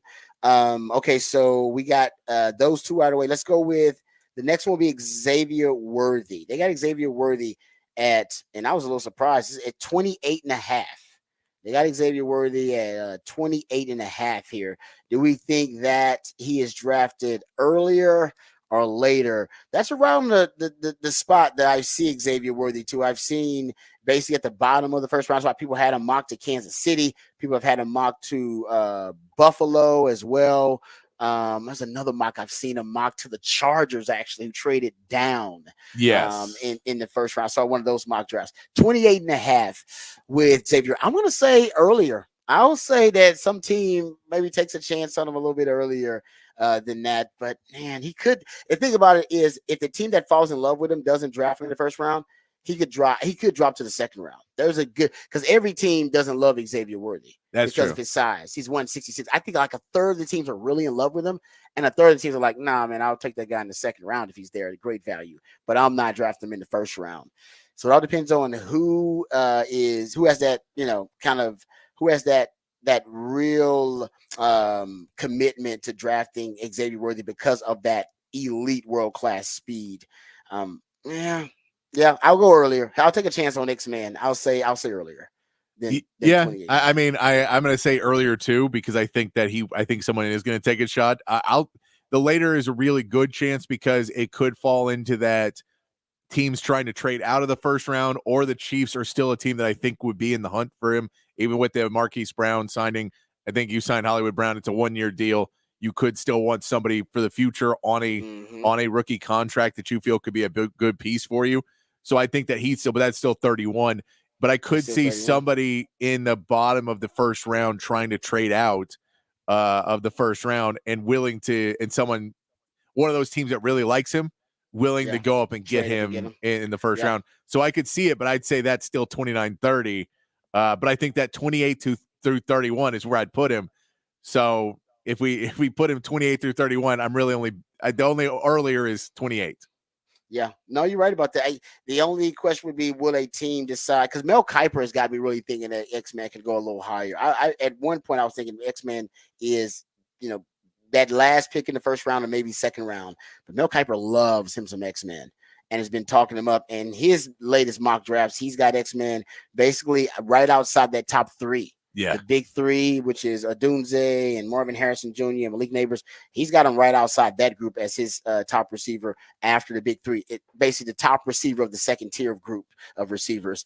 So we'll see. But there's a good chance that he, like you said, falls in that sweet spot between 28 and 32, somewhere at the bottom of the first round. Let's go to JT Sanders here next. JT Sanders, they got it 50 at 50.5. So at the 50th draft spot, 50.5, what do we believe that JT Sanders will be drafted earlier or later than the 50th pick for JT Sanders? Ooh, that's good. That's tough. That's a really good spot. That is tough.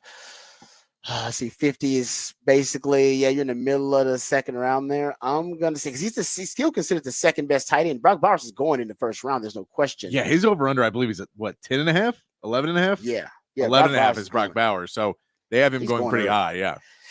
JT Sanders did not work out well at all. There's a chance, even Matt Miller mentioned this, that there are some tight ends that may surpass him on some teams' boards because athletically, JT Sanders did not measure up really well. His film is impressive. His route running is impressive. His drills are impressive, but his testing is not. So his athletic score doesn't really match up with the film. Yes. And that's the question with JT Sanders. But I will say this. Teams have data, and maybe I'll go over this and we do Roger Rand actually. There's data that suggests you should never be drafting tight ends in the first round unless they're especially freaky. Brock Bowers being especially freaky. But you shouldn't draft him because you don't have a lot of examples of those guys reaching their ceiling or becoming elite players at the tight end position drafted in the first round. So I'll go earlier with JT too. Just I think he's the second tight end on the board. And I think some team is going to love finding him in the second round. So 50th, yeah, I'll go earlier because I think Brock Bowers is going so early. I think we Brock may Bowers go- is going really early, but I think that Yeah. everyone else is going to hold off on tight ends for a while. So I'm going to say later. I think everyone's just going to hold off on tight ends. You're going to see all the quarterbacks, wide receivers, offensive linemen going really early. And then all these other needs. I could see DBs, a lot of them going in the early second round, and people trying to get other positions of need early in that second round, and maybe pushing JT Sanders back a little bit more, where people just feel that they're pushing him closer to that second group of tight ends as opposed to this one outlier that's kind of in the middle. And the rest of the tight ends are more in that third round, fourth round area. So I could see him pushing him back closer to that. Yeah, no, I mean, like I said, right now he definitely is dropping on a lot of teams' draft board because of his athletic profile. Jonathan Brooks, he's at 56 and a half. That's what they have his draft position. Still considered by a lot of people to be the top running back on the board, but of course has not been able to work out coming off the injury. This is basically, if I'm not mistaken, the Cowboys are at 56, are they not? Yes. So this is definitely a Cowboys bet. It's basically will the Cowboys take him or not? I'm going to say the Cowboys need offensive line in the first round. They can go running back in the second round. They love taking risks in the second round. And the Cowboys doctor is the one that did the surgery. I'll go with earlier because I'll say the Cowboys are the team to take him if he's there. I'll say this. Yeah, I think if he doesn't fall past the Cowboys, I don't think the Cowboys. Now, I could see somebody else trading up to get him ahead of the Cowboys, knowing what the Cowboys are going to do, and somebody else could go get him. So I think if he falls, or someone could just take him before the Cowboys if they say that he's the best running back in the class and they really like him.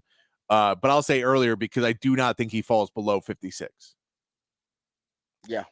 No, you're right about that. I don't think so either. I think the Cowboys would scoop him up if he fell to 56. That would be considered a bargain. And they love taking chances, rolling the dice in that second round. They think that's where they can get a lot of good value. A guy that's considered a first rounder just had an injury, but nobody knows the severity of the injury or the evaluation of it better than the Cowboys because of their team surgeon that performed the surgery. So there you go. There's some Circa Sports over-unders for the draft positions for the upcoming NFL draft. We come back, we'll get into Raj Round the Day. We'll push that to the next segment. Raj Round the Day on the other side. We'll talk about the NFL draft. We'll talk about specifically the offensive linemen. We know it's going to be deep for quarterbacks. Could have 3 taken with the top 3 picks. You could have 4 to 5 quarterbacks taken overall in the first round. We know wide receiver is going to be really deep, maybe 7 wide receivers taken in the first round. Offensive line, though, also may be the deepest we've seen in decades, especially when it comes to how many of them we drafted in the first round. We'll discuss that when we come back on the other side right here on the Rodcast featuring Patrick Davis. I'm Lifetime Longhorn Rod Babers coming back on the horn.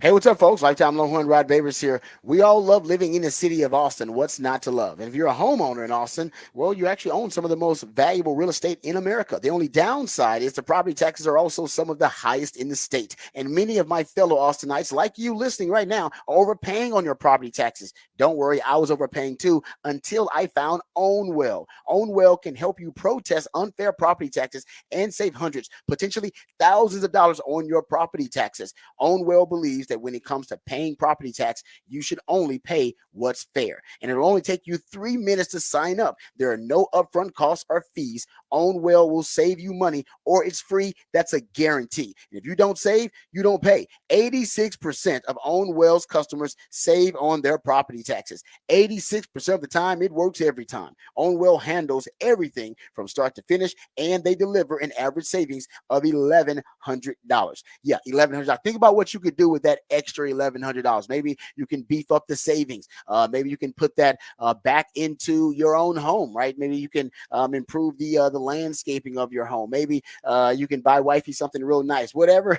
I got a 6-month-old, so I can do a lot of things with the $1,100. It may not last very long, but there's so much you can do and so much you can save with Own Well. Own Well provides you with local tax experts backed by cutting-edge technology and the best in-class customer support. Save money on your property taxes with Own Well. Sign up in less than 3 minutes and start your protest today at ownwell.com. That's ownwell.com. OWNWELL.com. Ownwell.com.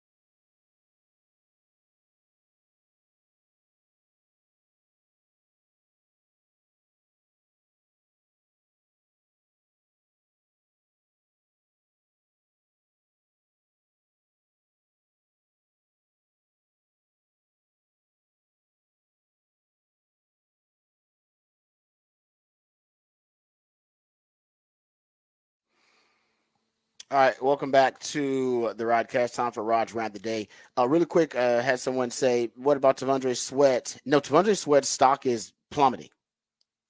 It's after the DWI, and I meant to bring that up.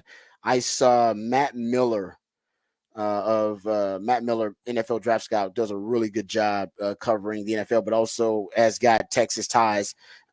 He put this out in his latest ESPN kind of draft big board analysis. He says former Texas defensive tackle Devondre Sweat was arrested, blah, blah, blah. The Outland Trophy winning defensive tackle faces a Class B misdemeanor after at Austin, the police were called to the site of a crash between SUV and a sedan. He said Sweat was the driver. He said, considered a day 2 prospect by most evaluators, Sweat's stock is in jeopardy following the arrest.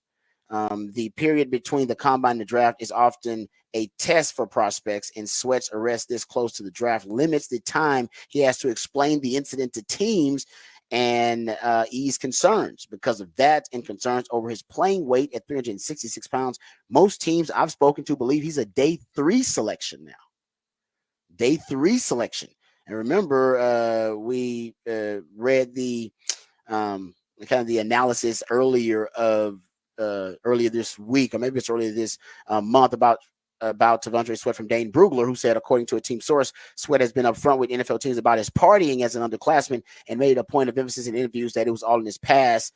And obviously today's incident won't help answer any concerns with teams. Lance Zierlein, after that after the incident for DWI for Devondre Sweat, he tweeted out, having multiple Texans fans ask me about Devondre Sweat and whether or not he would be a Texans target after his DWI arrest. I would be surprised if he is still on their board.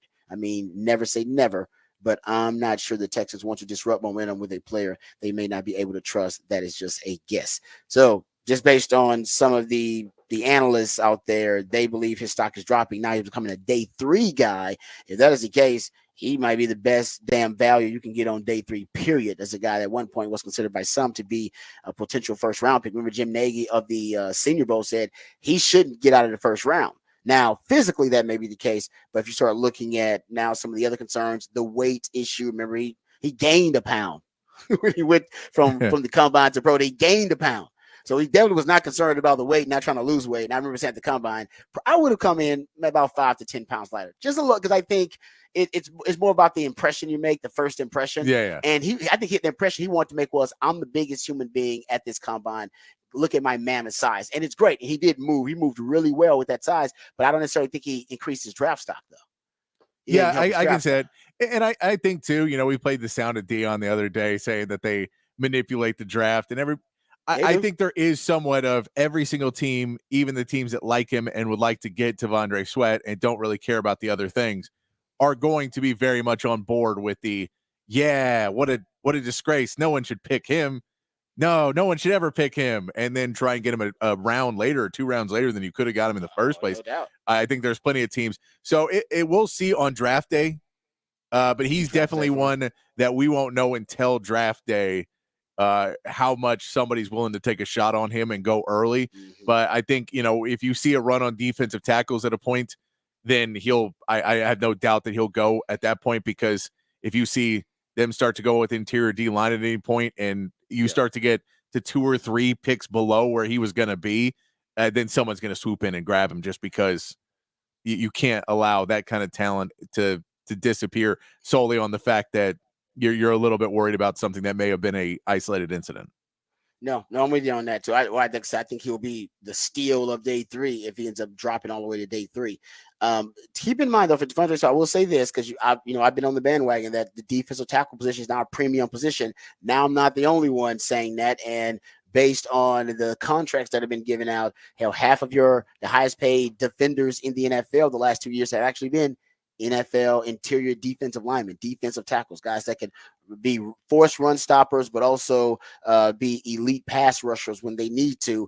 Devondre Sweat has that ability. Will that come to fruition? I don't know. But my guess is just a random guess analytically. He'll be drafted into the AFC East or the AFC North. And the reason I say is because in the AFC East and AFC North, teams run more power in gap concepts than they run in other divisions in the NFL. And when you're talking about zone blocking, zone concepts, you're just trying to get defenders on their skates. You're running sideline to sideline, trying to stress and stretch the defense, right? east and west, and then hit it north and south with one cut. The power in the gap schemes, you're running right at the opposing defenders, and that's when the defenses need mass. They need big bodies, all right, that can be stout and stand their ground at the point of attack, even reset the line of scrimmage against teams who want to run a lot of power, who want to run a lot of gap schemes. And the NFL, a lot of defenses were built on defending the zone concepts because everybody's running wide zone, everybody's running outside zone, everybody's running inside zone, and you need hybrid defenders. You need defenders that can run, change the direction, guys who can go sideline to sideline when you're defending the zone concepts. But the counter to those defenses who are built and constructed to defend zone concepts with speed and hybridism is to just go old school power football. Gap counter schemes running right down their damn throat. And that's why the Cowboys, right? What the Cowboys deal with, teams want to run it right down their damn throat. They don't have elite run defenders, right? They got problems in the interior defensive line. They got problems with their linebackers stopping the run like Micah Parsons. So that's why you just run the football right downhill on them.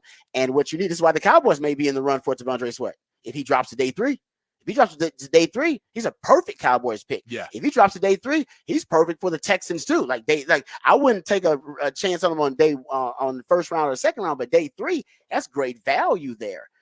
So it's sometimes about the ecosystem and about finding the right pieces so that you can adapt to that ecosystem.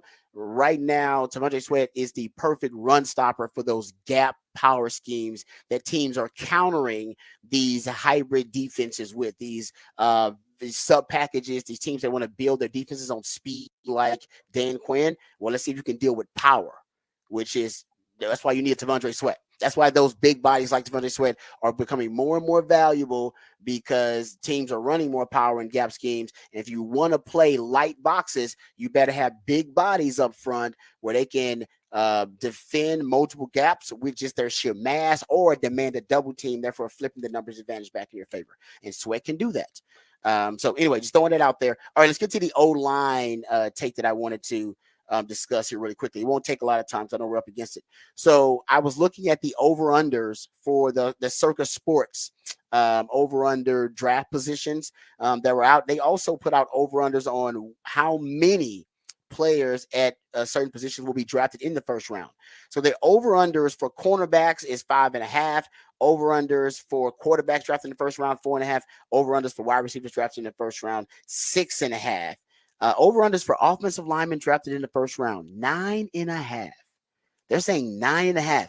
And right now, everybody's saying take the over. They're going to be over 9.5 O-linemen drafted in the first round. There could be as many as 10. There will be at least 8 to 10. Nate Tice says that he thinks the over is going to hit.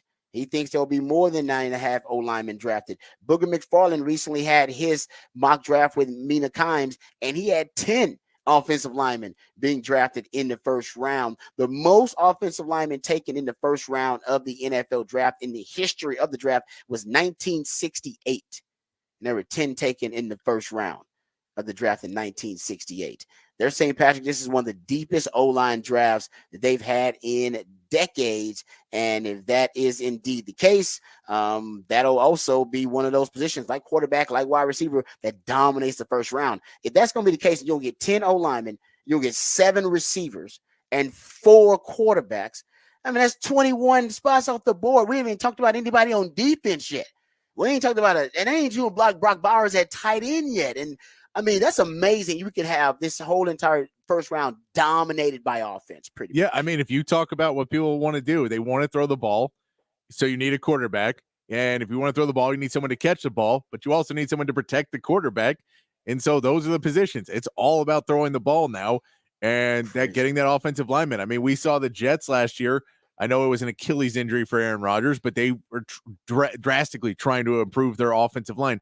And a lot of these teams just feel that it's an easier fix to get a better offensive line than, try and change up some schemes, try and go a different style of football that maybe gets the ball out of the quarterback's hands faster. They want to take shots downfield, and they feel that's the easiest way to break a defense is taking shots downfield. So you have to be able to hold the defensive line back. Everyone cares more about edge rushers now in the defensive end. Everyone's coming after quarterbacks, and the game just keeps shifting more and more, and it's punch, counter punch right now in the draft. Yeah, no, it is. I mean, Matt Miller says he's got 14 offensive linemen ranked in his top 2 rounds. That was actually from like a month ago. And so right now, he also said he had 15 wide receivers ranked in his top 2 rounds. Like I said, you're going to have a ton of offensive guys go in this draft really, really high. And I think that is like pushing some of the really good defensive players down. You may have really good defenders in the second round of this draft, just because I don't know if guys with a first round grade will get drafted in the first round just because premium positions are pushing them down. So that's something to keep in mind too. Texans will be drafted in the second round there. All right. We'll have their first pick, I should say, in the second round, because they don't have a first round pick this year. All right, we come back. We got what the facts on the other side. Got some random factoids to share with you guys. We'll do that when we come back right here on the Rodcast featuring Patrick Davis. I'm Lifetime Low and Rod Davis coming back on the horn.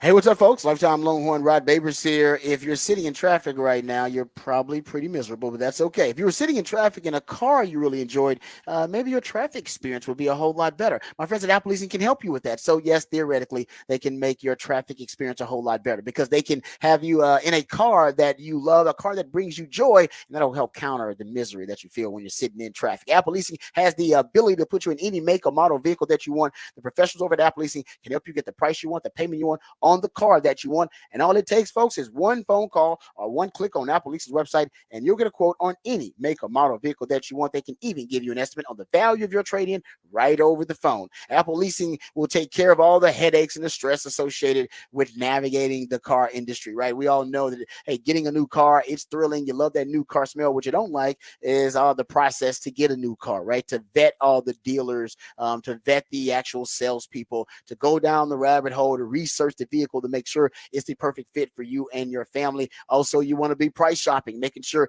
that the price and the payment plan are perfect for you and your budget. Well, the beauty of Apple Leasing is they can do all that for you. All you do is hit them up with one phone call or a click on their website and let them know exactly what your specifications are, and Apple Leasing will do all the heavy lifting. They'll do all the work for you, and all you have to do is worry about enjoying that brand new car smell. Also, my friends at Apple Leasing, they're trying to find the best deal for you, the best value for you. We use that term a lot on this show, and that's exactly what Apple Leasing is all about. They understand your time is important. They know time is money, and they want to save you both. Save your time, save your money, and find you tremendous value. So give them a call today, 512-346-9977. They get all the same discounts and all the same incentives that the dealers do, except my friends at Apple Leasing, they pass those savings on to you, the customer. So give them a call, 512-346-9977, or visit appleleasing.com. That's appleleasing.com.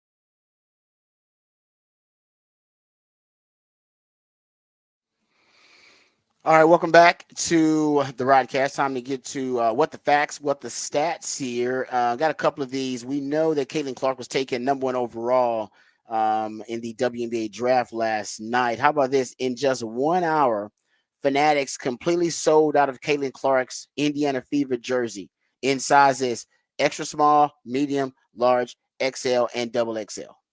Sold them out in like an hour. Took it out. 10 hour. That's it. Sold out. Crazy. I mean, Caitlin come on, Clark effect, man. It's still Fanatic, happening. Fanatics. Yeah. You didn't have enough jerseys. You didn't know this was gonna sell. Yeah, that's true. They probably wanted the headline too, so they probably only had a fixed amount. They're like, nah, we wanted to sell out. It looks cooler that way. Then we can get people on they can get on a waiting list and all that kind of stuff. People love waiting lists. It's something weird about that. There you go. So that's a nice factoid there for you. Also, didn't know this. Speaking of WNBA draft, did you know Cameron Brink, who was also drafted? Did you know that she was Steph Curry's god sister? I did not know that. Yeah, she revealed it at the draft. She revealed that she's Steph Curry's god sister. Didn't know how that worked out, but yeah, she dropped that little bomb on everybody there. So that's a nice little factoid for you too. And a couple of others, since we're right here, might as well just get a couple of these out. How about this for what the facts, what the stats? These are NBA related social media trends. Most viewed players on social media for the NBA this season. LeBron James, number 1. Yeah. 1.9 billion, I think, impressions is what they're looking at here. Steph Curry, which number 2. I'd say 1.8 billion of them are talking trash about him. Probably could be. Yeah. It probably could be. Yeah, no doubt about it. Yeah, go look at the comments. Steph Curry, 1.7 billion impressions. And third, Wemby, 1.3 billion impressions. Luka right behind him at 1.2 billion. And Kyrie, 5th at 662 million impressions. So there you go. That's the most viewed players, if you will, on social media for the NBA this year. There you go. Wemby in that conversation. 3rd most viewed player. That's pretty badass, honestly. Yeah, Trailing no, only and LeBron those Steph. Mavs. And what's funny is I'm sure Kyrie and Luka share some of theirs because they have so many great plays together. That's true. Great point. I didn't think about that, but you're right. Yeah, for them to be that close together, I agree with that 100%. Okay, random. Oh, another random stat since we're talking about factoids. Highest step back 3-point percentage this season. Victor Wembanyama. He has the highest step back 3-point percentage this season at 46%. Donovan Mitchell is 3rd at 44.7. Darius Garland is 2nd at 45.3. That is so freaky. What? He is the highest step back 3-point percentage in the league. How is that even possible? That dude is just a straight up extraterrestrial. He really is. All right. There you go. What the facts, what the stats. I always got to throw a Wemby one in there. There's so many of them.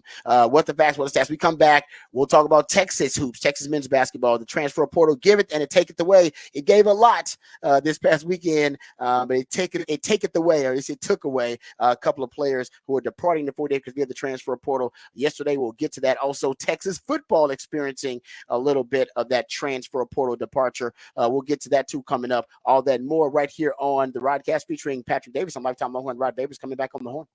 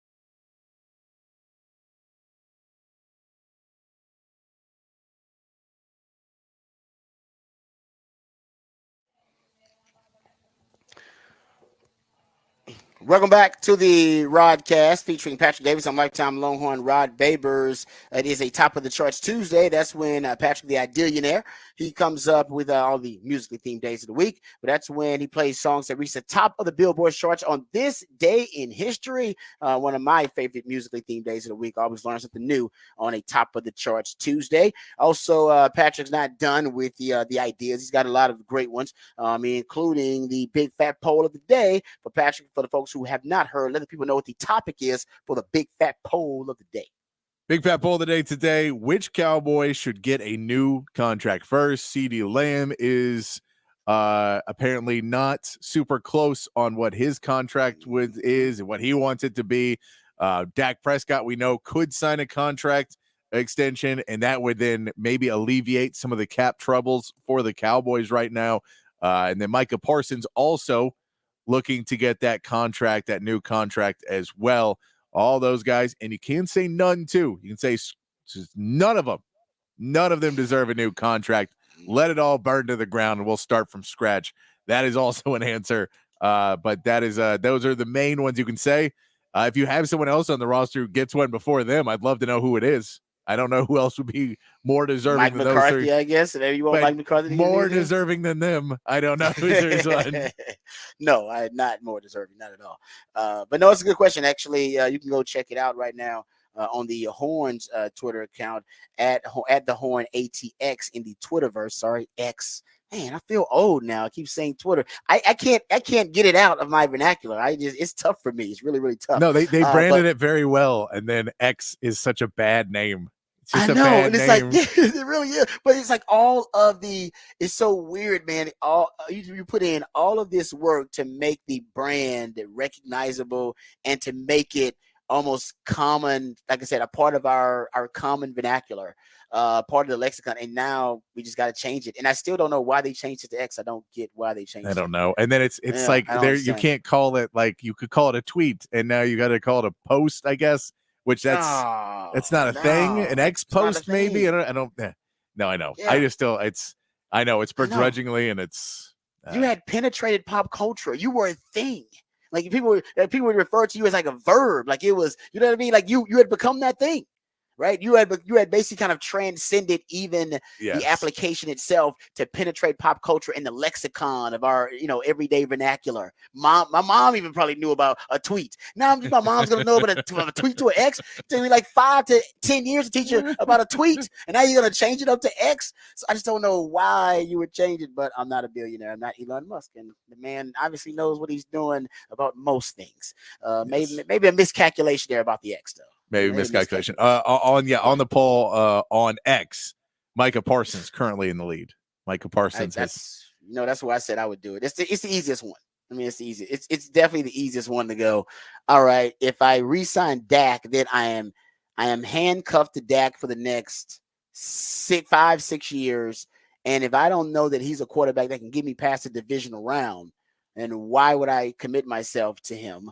And if you sign CeeDee Lamb, then you better sign Dak. There's no point in signing a $28 million a year receiver if you don't have the quarterback who can throw the ball to him. So with the uncertainty and I think all the question marks surrounding the Cowboys now going into this season, it only makes sense, in my opinion, that Mike is the easiest to rebuild around. And out of all those proven commodities, he is the one right now that has the most upside for you as a team. Right, because listen, we've seen teams win Super Bowls right without elite wide receiver play. That's just didn't happen. You need an elite quarterback to win one. I mean, we've seen it the last 2 seasons. Exactly right, and you need elite pass rush. Elite pass rush, elite quarterback. Most of the time, that's how you win Super Bowls. Yeah. And if you don't have that with Dak, you need to go find an elite quarterback that can take you past the division round, that can put the cape on, as I always talk about, and lead you past the division round. And then you can go find wide receiver, because what do I always say? Wide receiver is the deepest position in football at any level. They're dynamic elite wide receivers run around all over the place. They are. There are tons of them. They just really are. And you can get one in the second round. You can get one potentially in the third round. And of course, in the first round, if you want to invest in that, you can go that route too, because CeeDee Lamb has been great. So I think it's tougher to find the quarterback. Obviously, that's if you believe that Dak is elite, then you should sign him. But I don't know if they believe that, because otherwise they'd have signed Dak already to another extension. I think the best way going forward, one thing is that Micah is an elite pass rusher. An elite pass rush does translate to wins in the playoffs. Yeah. And I don't know if Dak is elite, but if he was, elite quarterback play translates to wins in the playoffs. Does elite wide receiver play translate to wins in the playoffs? Not necessarily all the time. It hasn't for Miami. Yeah, like it's not that's not one thing you need. But that's why. But if you don't have an elite quarterback, then you might need it.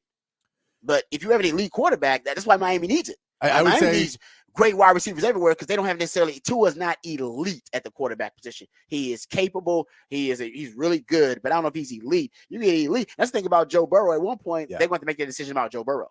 Yeah, because I'd say Jamar Chase is the closest one to be an elite wide receiver that's gone that far and been a part of it. But that's the question. But I mean, they're not even willing to give up T. Higgins right now. So they're not. Look, because they're all in. This is their window year. Yes, this is the window year for the Bengals. They're approaching that 5-year rule I always talk about. If you don't win it in 5 years, you might as well think about not blowing it up, but at least tinkering and tweaking some things. They're, I believe, the 5th year of Joe Burrow and Zach Taylor being together. Yeah, the head coaching quarterback. There you go. So good conversation. It always is when it comes to Patrick Big Fat Poll today. So go check that out at the Horn ATX. Also go to the text line 512-447-3776. All right, the transfer portal, give it then and take it away. We'll address that for Texas basketball, also for Texas football. But first, let my man Patrick hit us up with the Horn headlines, get us informed, educated, and get us updated on all the top stories of the day. And then we'll dive into the headlines a little bit deeper. Patrick, please do us a favor with the Horn headlines, please. All right, your Horn headlines brought to you by Top Gun Rentals and Lawn Equipment. The WNBA held their draft last night with the clear number 1 overall pick, Caitlin Clark, going to the Indiana Fever. Other notable picks included Camila Cardoso from South Carolina, going 3rd to the Chicago side, alongside 7th overall pick, Angel Reese from LSU. The WNBA season begins May 3rd when the Fever take on the Wings. Texas basketball lost 2 more players to the transfer portal, and forward Dylan Mitchell and guard Tyrese Hunter. This marks the full rebuild of a team that looks to bring in star freshman guard Trey Johnson next season, as well as several transfers. Mitchell also declared for the draft while maintaining eligibility. Texas baseball will face UT Rio Grande Valley tonight at Disch-Falk Field. Texas will start a 5-game homestand against a team they have a 44-1 record against all time in Austin. They will hope to build some momentum off their last 2 wins as they begin the final month of the regular season. The NBA play-in tournament begins tonight with the Lakers facing the Pelicans, with the winner taking the 7th seed and facing the Denver Nuggets in the first round. And the Warriors will face the Kings for a chance to play the losers of tonight's first-round game for a shot at the 8th seed. The Lakers beat the Pelicans 124-108 in the final game of the regular season, but are a small underdog in tonight's matchup. In Major League Baseball, the Astros dropped their series opener against the Braves 6-1, with Josh Hader giving up 4 runs in the 9th inning to seal the game. And the Rangers secured a 1-0 victory over the Tigers as Marcus Semien legged out a fielder's choice with the bases loaded to knock in the 1 run of the game. The Rangers will send John Gray to the mound today in a day game, with pregame beginning at 11:30 right here on the Horn. And that is your Horn headlines.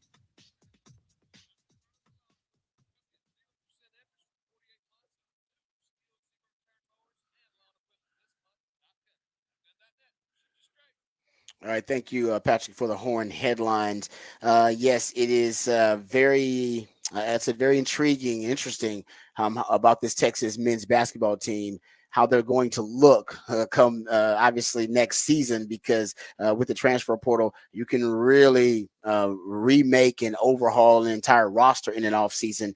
And it looks like Texas men's basketball may be in the process of doing that. We learned yesterday, we talked about it, Texas acquiring 3 commitments via the transfer portal. Indiana State's Julian Larry, a transfer guard.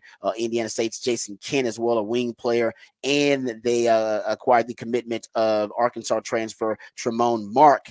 and we were waiting on announcements from several Texas players what their intentions were going to be, and we found that out yesterday as well, late in the day.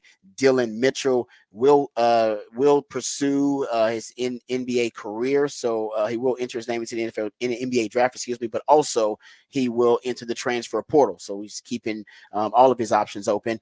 And we learned Tyrese Hunter will enter the transfer portal, and we learned that yesterday as well. So those are the two players who are departing the Texas men's basketball team. Patrick, I know you pay a lot of attention to college basketball, but also the NBA too. Let's start with Dylan Mitchell. Yes. Is it more likely, in your opinion, since he is keeping his options open, declaring for the NBA draft, but also going to be, pursuing potential opportunities in the transfer portal? What's more likely for Dylan Mitchell, NBA or transfer portal? It's going to matter of what NIL he gets, I think, and that's not a shot at him. I think it's just, if you're going to weigh your options, he probably will get drafted if he goes. I've seen him projected, or people say that he has a possibility of being a late first round pick still. But he also, will definitely be a second round pick if he does not go in the first round. People still like his size, his wingspan, his footwork, his athleticism. They just really want to get his offensive game up a little bit more, and they just want to be able to shoot threes. That's the main thing they want, is him to be able to shoot threes. If they can make him into a 3-and-D wing, that's fine with most players, and that's where you say late first round as well, because a lot of these late first round teams, they just want 3-and-D wing defenders because they have the star players, and all they really need you to do is go space the court on the offensive end. You don't need to be that much a part of the offense for a lot of these teams. You can space the court and hit that three when they kick the ball back out to you, and then go play defense on the other end. And you're 6'8", you can play. I don't know if he plays great down to a guard. Maybe at the NBA level he could, but he has wide enough shoulders and everything else that he can bounce around with some of the guys now all the way up to a 4 at points. So if you say he can guard 2 to 4 and hit the three, he's a prospect for the NBA. Whether he makes it or not, once he can get there, can he get past some of his mental hangups about shooting the ball? Did not shoot the ball a lot for Texas throughout the season. Just didn't put up a lot of shots, which I know he probably didn't have a green light for a lot of it. But yeah. I refuse to believe that he was told, do not shoot a three under any circumstances ever. And that's what it felt like for most of the season, that he would get wide open threes. They would leave him open and he wouldn't take them. So he's just got to get past that a little bit better, feel a little more confident in that 3-point shot, and he can become an NBA prospect really quickly. But I think if the question is, if no one's willing to say he's going to be taken in the first round and a school comes around with a decent NIL offer for him, as well as, you're going to be a starter, we're going to put you in this prominent role, we have this, maybe, a school that has produced more NBA talent recently, more players of that ilk, then you could see that he may transfer there. It would not surprise me at all, though, if he went to the NBA draft. He wanted to go a year ago. In Texas' plans, I don't think they were expecting him to be more than a one and done. He came back, which was nice because Dylan Dessou ended up coming back. You kind of were able to stretch that old roster one more year. Yeah. But you stretched it past there. Tyrese Hunter was not someone that was expected to play all 4 years here at Texas either. So if you say for Texas, it's disappointing to see guys that are very talented players and part of your roster, but I don't know in the long-term roster building for Texas, they were really expecting to have Dylan Mitchell and Tyrese Hunter part of their plans in 2024. We heard Rodney Terry talk about it a week or so ago, that he was basically just waiting for them to come to him. Because if they were saying they wanted to come back, I think he would have accepted them with open arms. But it did not appear that he was necessarily really, really trying to keep either one of them. And whether that's a good thing or a bad thing will be debatable, and we can see. But I think Rodney Terry understands this is a big make or break year for him, that he's going into a season now where you're going to the SEC, where you no longer have the excuse of we're playing 6 ranked teams in a row. It's going to be a hard run for us. You don't have that excuse anymore. And he's building this roster in what he wants. Him and Chris Ogden, who's the general manager now, Frank Haith, who's one of his right-hand man. These guys are building the culture in the roster they want with a freshman that they're really high on, that I'm very high on in Trey Johnson. Nick Cody's going to come in at power forward. I think he'll probably see some minutes next year, too, just because of they don't necessarily have the other guys. You like to see them get a true point guard because Mack, who they just got from Arkansas, is not necessarily an on-ball guard as much as he's an off-ball guard. So you'd like to see another guard come in that could handle the ball more, unless Trey's going to be it, but Rod probably don't want to give a true freshman the ball the entire time, or they'll full court press them all season. So you'd like to see a true point guard that's got some, maybe in another probably senior, another junior or senior that you bring in there. And then you'd like to see another big man that you can go inside with and maybe go get some rebounds, play some good shot blocking, some rim protecting defense is what you'd like to see. But this is a big year for Rodney Terry because now it is his team fully. And this is the installing what he wants to do. Yeah. He's brought in a couple guys from Indiana State that he feels are going to be big pieces for him and are going to be part of the culture bearing of his new team. But it's a big change for Texas because you thought you maybe still get a little holdover with Dylan Mitchell and Tyrese Hunter. But with them both being gone, it's a new era. And I'll tell you the one big thing, you got to get that 3-point shooting up because if you're losing those two guys, one of their main flaws for both was Tyrese Hunter was extremely inconsistent from three and Dylan Mitchell did not take them. You need to be able to stretch that court a little bit more because that is a huge factor in today's game. You look at Alabama. Alabama made it to the Final Four, was the only team who gave UConn a push all postseason. The last 2 years, the only team that's really challenged UConn was Alabama, and that was because they could rim protect and shoot threes. We talk about it in college football, or we talk about in the NFL, you got to be able to have a quarterback and a pass rush. It's kind of, you have to have a rim protector and a three-point shooting in college basketball in today's game to be really good, and then you'd like to add a dynamic scorer on top of that. Yeah, because it only makes sense, right? Those are, you got your high percentage buckets at the rim. You got to make sure you eliminate those. And if you can light it up from outside, that's a low percentage shot. If you can light it up from outside, man, you'll stay in every game. Yeah. No matter how outmatched you are or whatever the matchup is. And you're right about the 3-point shooting. And we brought this up when we talked about the acquisitions yesterday. Julian Larry, the kid from Indiana State, really good 3-point shooter, right? 46%. Jason Kent, you brought up the fact that he improved. He's at 30, close to 37% 3-point shooting, but that's better than he was his previous 3 years where he was at 27% 3-point shooting. And then, of course, Tremont Marcus, he's just a bucket, right? That guy to just score from different levels on the court. So that's obviously going to be a priority for Coach Terry. I think size, getting bigger guys, getting more length and size on the roster is also going to be a bigger priority. And we'll find out this season. I'm glad you said what you said about, Rodney Terry now. This is his team. He doesn't really have a lot of holdovers from the previous regime. These are going to be his guys now that he's bringing in.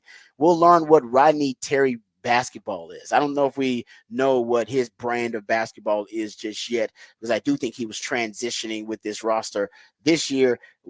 Based on how this team plays, we should know what a Rodney Terry basketball team wants to achieve. Yeah. You knew that about Chris Beard's group. You knew that about, Coach Barnes. You knew that about what Coach Barnes is all about in his style of basketball. Coaches have a signature style that they want to play, especially in college sports all the time. And I'm looking forward to finding out what that is for Coach Terry, because I don't necessarily know. It's not a bad thing, by the way. Just hadn't been here long enough to establish that, really. Yeah, and I think there's the line between it of, we can look at UConn and say UConn doesn't necessarily have a style of play. They do everything really well. And so I think that there's part of it where Terry's kind of tried to do that a little bit. But if you don't necessarily have that amount of talent, you don't have, the 4 or 5 stars at every single position. You maybe have to get some transfers, some guys in from smaller schools that weren't as highly recruited. Those pieces, then that means you have to build a culture and an identity somewhere else, especially to get calls throughout the regular season. You just need to have those things.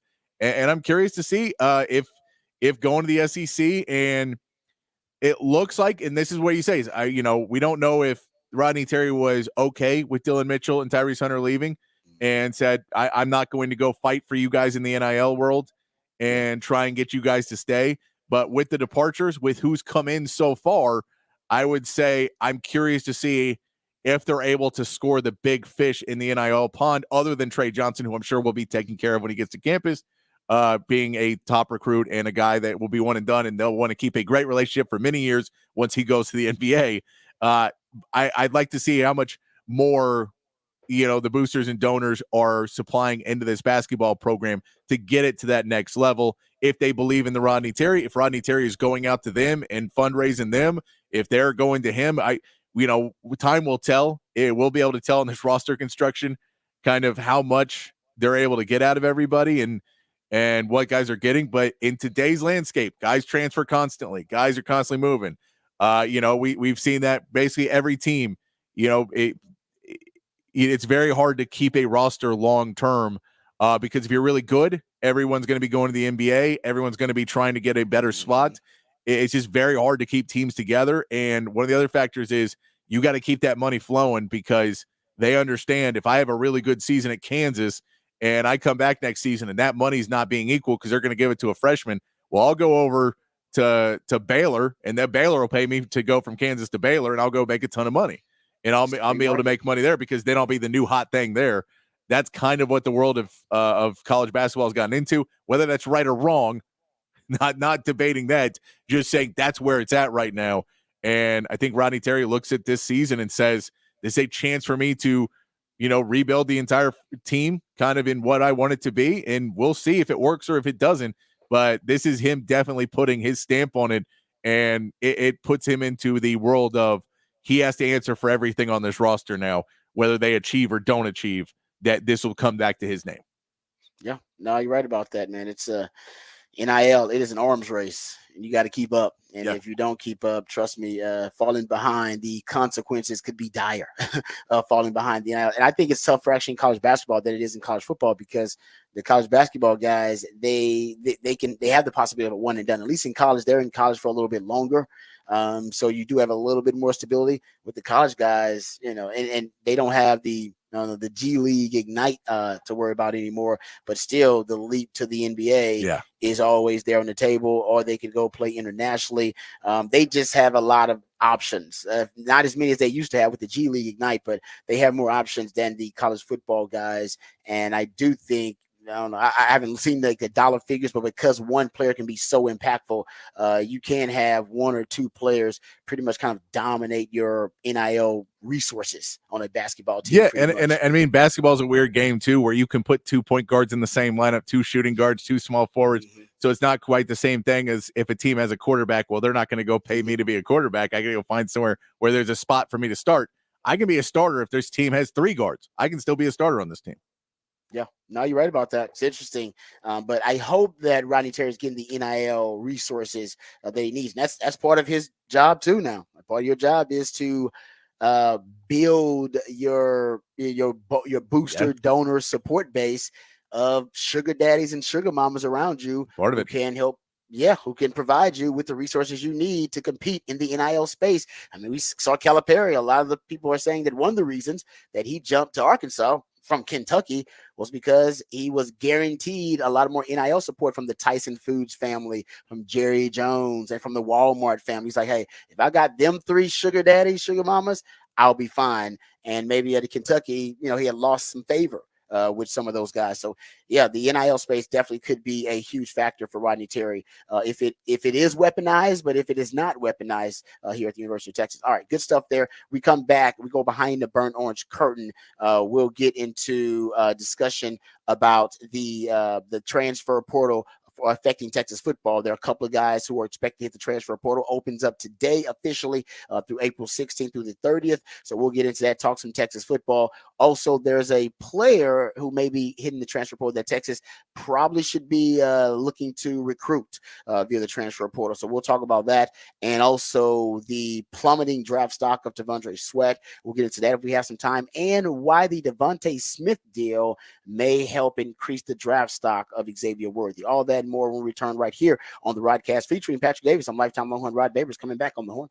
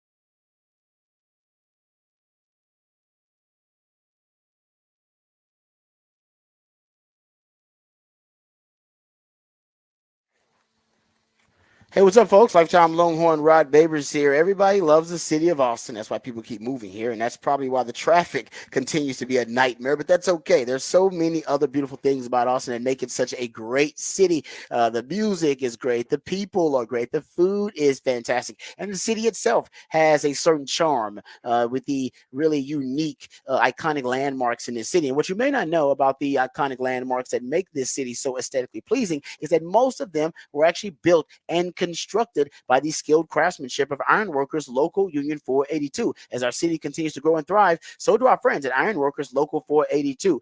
You may be driving by some of these iconic landmarks that they've constructed right now. Maybe you're parked in front of them in traffic right now, like the Pennybacker Bridge and DKR Stadium. And the folks right now at Ironworkers Local 482 are right now in the middle of another big project right here in Central Texas, and they need your help. They're hiring over 3,000 people to help complete this project. They're offering competitive wages, competitive benefits, and a pension plan. They even offer training for unskilled labor through their apprenticeship program. So become a member of Ironworkers Local 482 and take pride in the type of teamwork and craftsmanship that help shape the future of our great city. Maximize your potential today and be your best self. Simply go online and apply at ironworkers482.org. That's ironworkers482.org.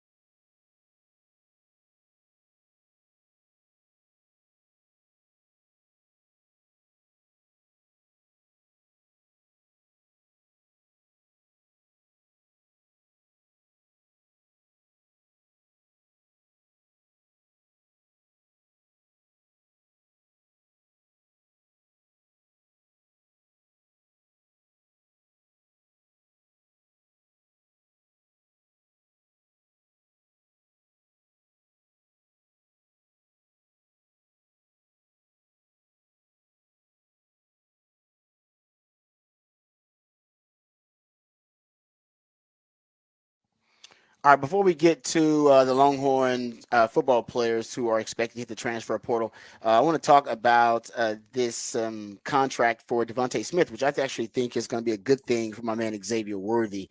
3 years, $75 million contract that he signed, which is going to make him, if you go look at average annual value, he's going to be at around $25 million per year. On when that contract kicks in, that'll make him tied for the fourth highest paid receiver. I don't even know how the Eagles can do it. They have two $25 million a year wide receivers now. I don't even know how the hell you can do that. And then they just paid Saquon Barkley too in the offseason. I want to say Harry Roseman is a warlock, man, when it comes to that tail salary. I was like, what? Excuse me? How many sets of books do the Eagles have? Right? I'm like, this is what people say the salary cap is a fugazi that's not real. Howie Roseman is the example they keep bringing up. Like, it's not real. It's not real. Look at what he's doing. The Cowboys are like, oh, it's real. We got to pay. Oh, it's real. Oh, it's real. See, the Cowboys are the example of, oh, it's real. It's real as hell. And then the Eagles are like, no, it ain't real. It's a fugazi. But anyway, so Devontae Smith making $25 million a year. And remember, Devontae Smith, the reason that I think this is good for Xavier Worthy is because that's the ceiling for an Xavier Worthy comp, right? The knock against Xavier Worthy is that he's just too light. He's a light wide receiver. He's 166 pounds or whatever it is. And in the NFL, that really doesn't translate. But we know now that more and more receivers who are slight in their build have a frame similar to Xavier Worthy, if they are having more success in the league. And Devontae Smith is the best example. If you look at, because basically, if you go look at Xavier Worthy, he was the 9th lightest receiver at the combine since 2000. I mean, he was tiny and frail for the most part. If you go look at the top 50 lightest wide receivers at the NFL Combine, keep in mind Devontae Smith did not go to Combine to work out. He did it at the Pro Day. So we can throw Devontae Smith in this category if we want to, but he wasn't officially at the Combine. We'll throw him in there for the sake of discussion. They're only basically, if you go look at the top 50 lightest wide receivers right, since 2000, that group, he basically Devontae Smith and Deshaun Jackson are among two of those receivers who end up being 1,000-yard receivers among the lightest of that group. And remember, Xavier Worthy says that his hero is Deshaun Jackson, right? Deshaun Jackson is who he aspires to be. We patterned his game after Deshaun Jackson. So there's not a lot of there are not a lot of examples of receivers with the frame of Xavier Worthy having success, but I do think more and more recently we've seen more receivers who have that kind of frame have more success in the NFL because it's become more of a spread league and you can put those guys in the slot. They don't have to be on the outside facing press coverage consistently. You can manufacture or engineer them an easier release, get them into space. And once they get into space, then that's when they really can be, they can wreak havoc and be terrorists. And more and more, you're starting to see the NFL open to the idea of drafting wide receivers who are that light really high in the draft. So there have been 24 wide receivers drafted in the first 2 rounds with a body mass index of 25 or less since 2000. 9 of those have come since Devontae Smith was drafted. Which means he was drafted 10th overall in 2021, which means you had a 21-year span where you just had 14. This is in the first 2 rounds of the NFL draft. I'm going to make sure I specify that. 24 wide receivers drafted in the first 2 rounds of the NFL draft since 2000 with a 25 BMI or less, and 10 of those have come since 2021, right? So 10 of those have come in the last 3 drafts, which is amazing. Just shows you the difference. So in a 21-year span, you had 14 wide receivers drafted with 25 BMI or less in the first 2 rounds. But in the last 3 years, you've had 10 such wide receivers drafted in the first 2 rounds. And I'll give Sark a lot of credit. When Sark had that offense that weaponized Devontae Smith and made him, turned him into a Heisman caliber wide receiver, he did put out the blueprint and the template on how to use these types of wide receivers: small, frail, slight, but speedy and quick change of direction, twitchy guys. He put out a great blueprint on how to use them. And the NFL has taken a lot of those cheat codes and concepts, and they have applied them to guys like Devontae Smith. And I think they'll do the same thing with a guy like Xavier Worthy, because more and more you're starting to see those types of space-oriented offenses. So for a guy like Xavier Worthy, can he get drafted in the first 2 rounds? I think he will go in the first 2 rounds, but does that translate to on-field success?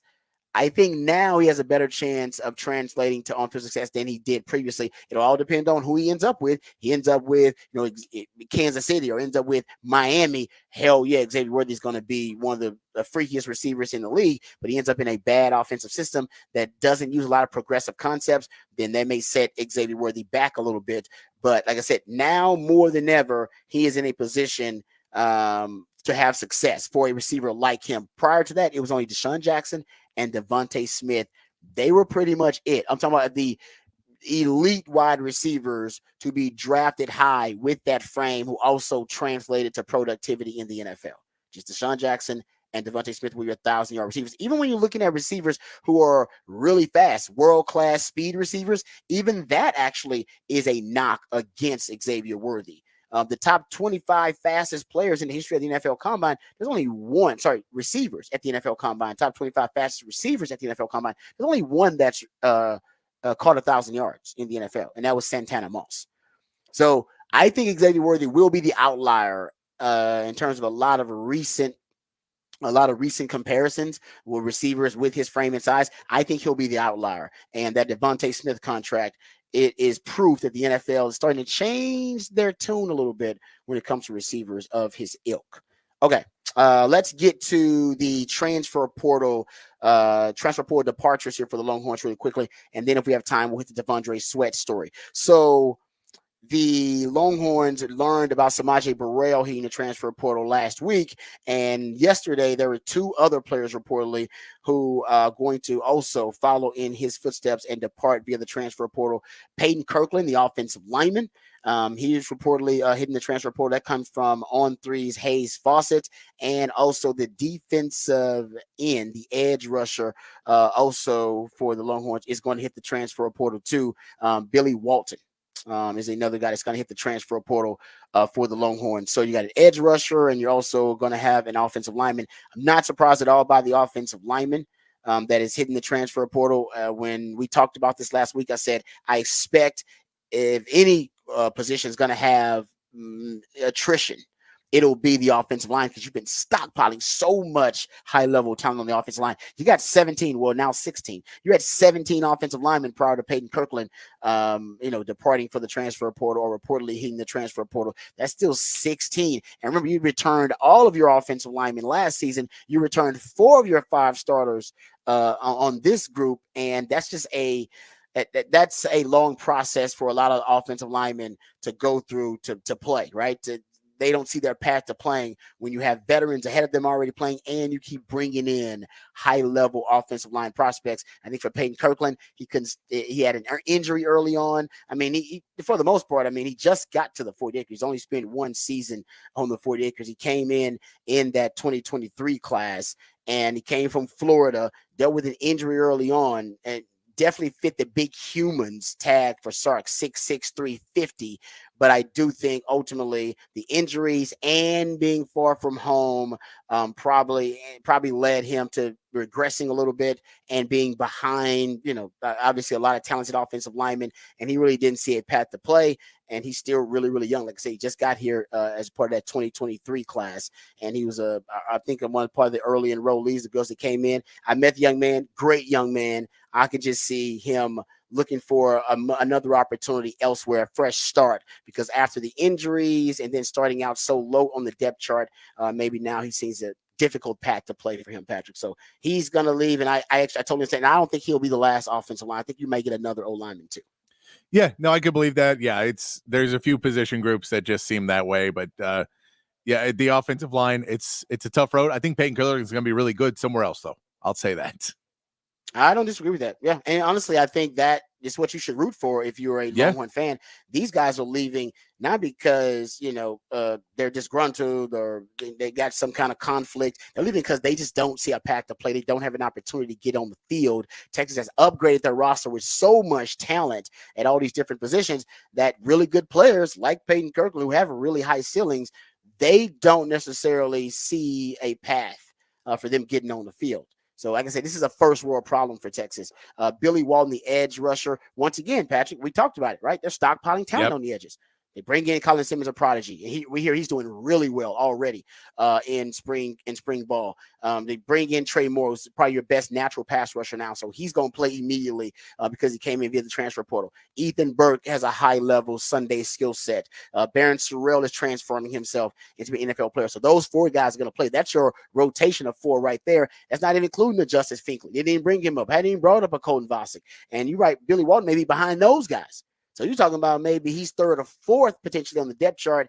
I can see Billy Walton also frustratingly not seeing a path to play, and a guy that, like I said, came in early. I mean, this guy's part of the 2023 class too, and that's how much talent you're stockpiling.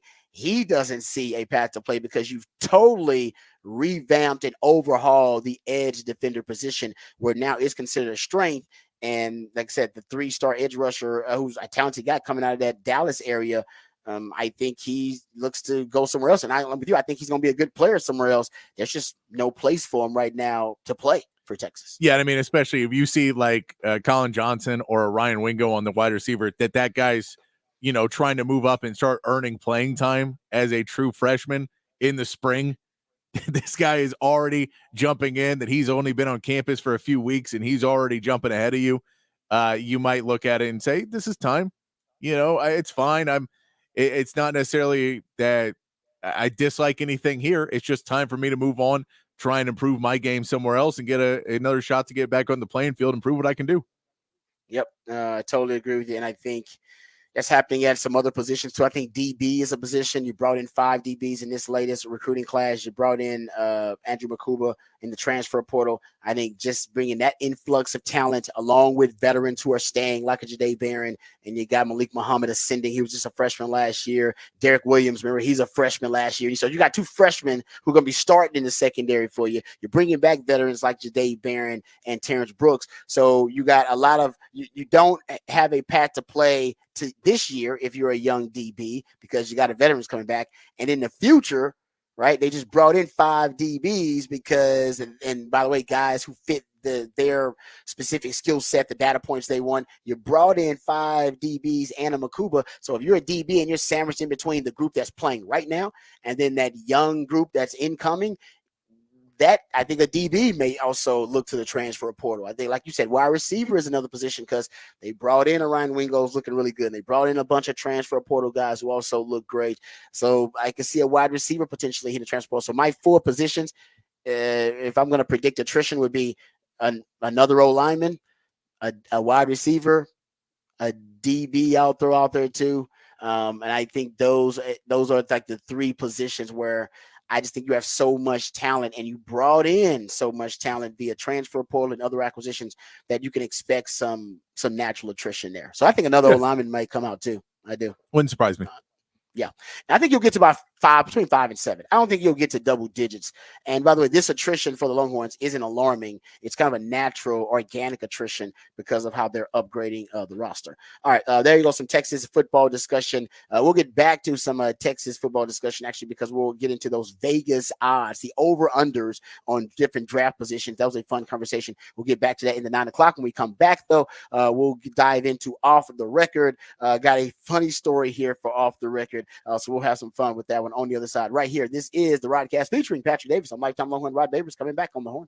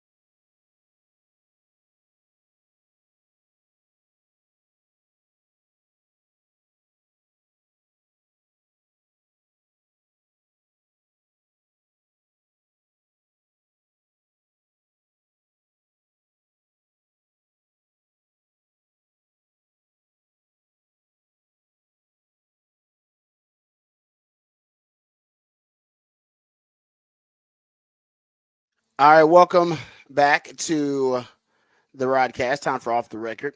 This one is NBA related off the record here. It actually had something. It was in the meaningless game, a final meaningless game between the Clippers and the Rockets. And both teams already had their postseason face decided, so there was nothing on the line. And Boban Marjanovic, he stepped to the free throw line, and he missed his first free throw in this game at this moment, and the crowd started cheering. And the reason the crowd started cheering is because the Clippers, they have a promotion where if an opposing player misses back-to-back free throws in the fourth quarter, everyone gets a coupon for a free Chick-fil-A sandwich. All right. And everybody knows, love them Chick-fil-A. Man, I love those bigoted bites of joy. They're my favorites. All right. So people love free food and free Chick-fil-A. So Boban, who's a fan favorite, he went along with it apparently and really got into it. He was well aware of the promotion. Here is the audio of Boban giving the people what they want.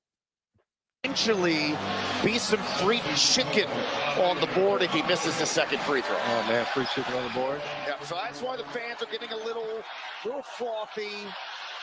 Oh, they're pointing to you. Boban's playing with the crowd saying, "You want chicken?" Here's your job. Oh, he gave him chicken. He's a man of the people.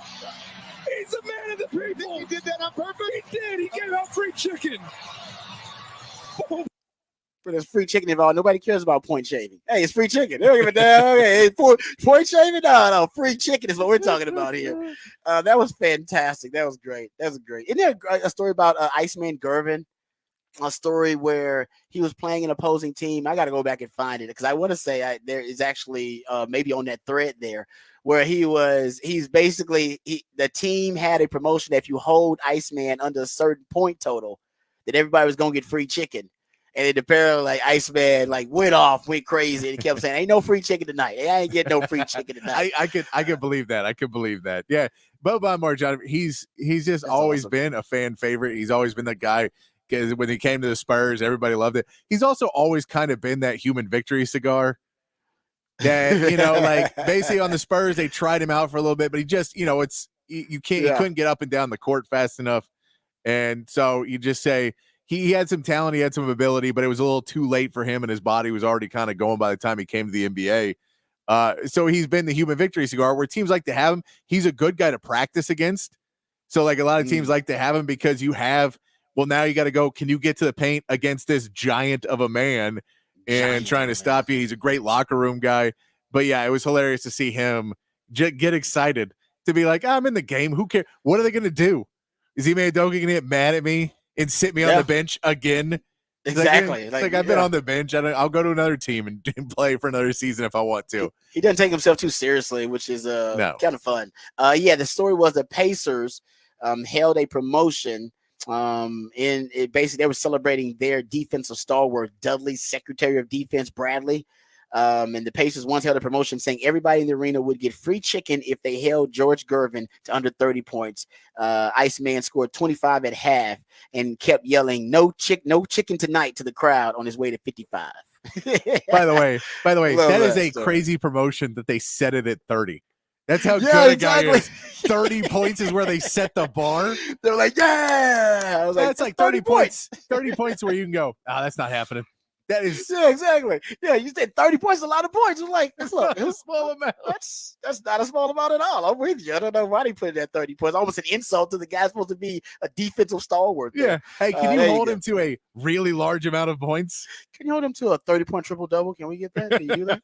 I think I can handle that.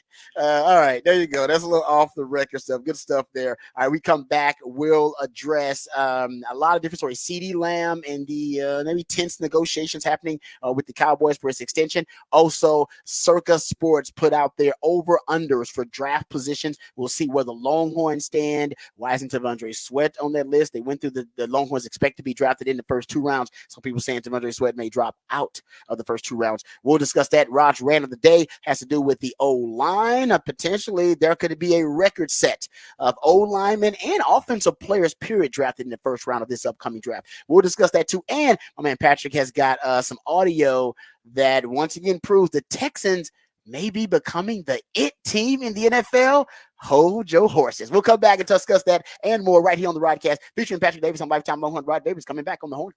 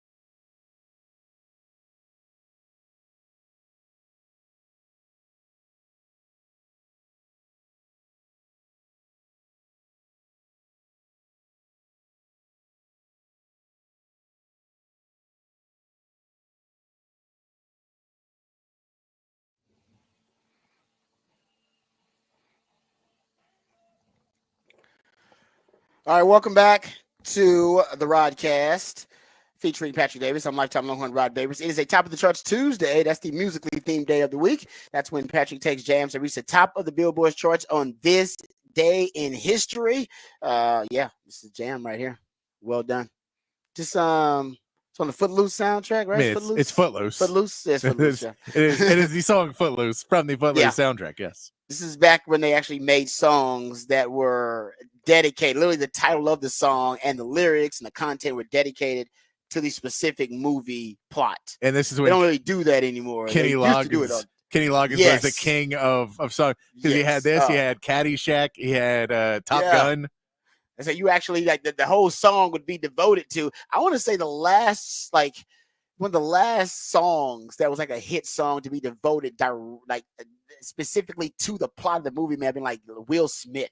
Yeah, like Will Men Smith in was Black. big on that. Yeah, he was big on it. He was like, "No, I'm in a movie, and it's like a comic, kind of like comedic feature. I'll make a song for it, and then boom, boom, boom, the song will be a hit." Will was big on it, but after that, I want to say they don't do it anymore. They don't I'm go sure specific. somebody has. I'm sure somebody has. It just wasn't. I don't. It doesn't make it.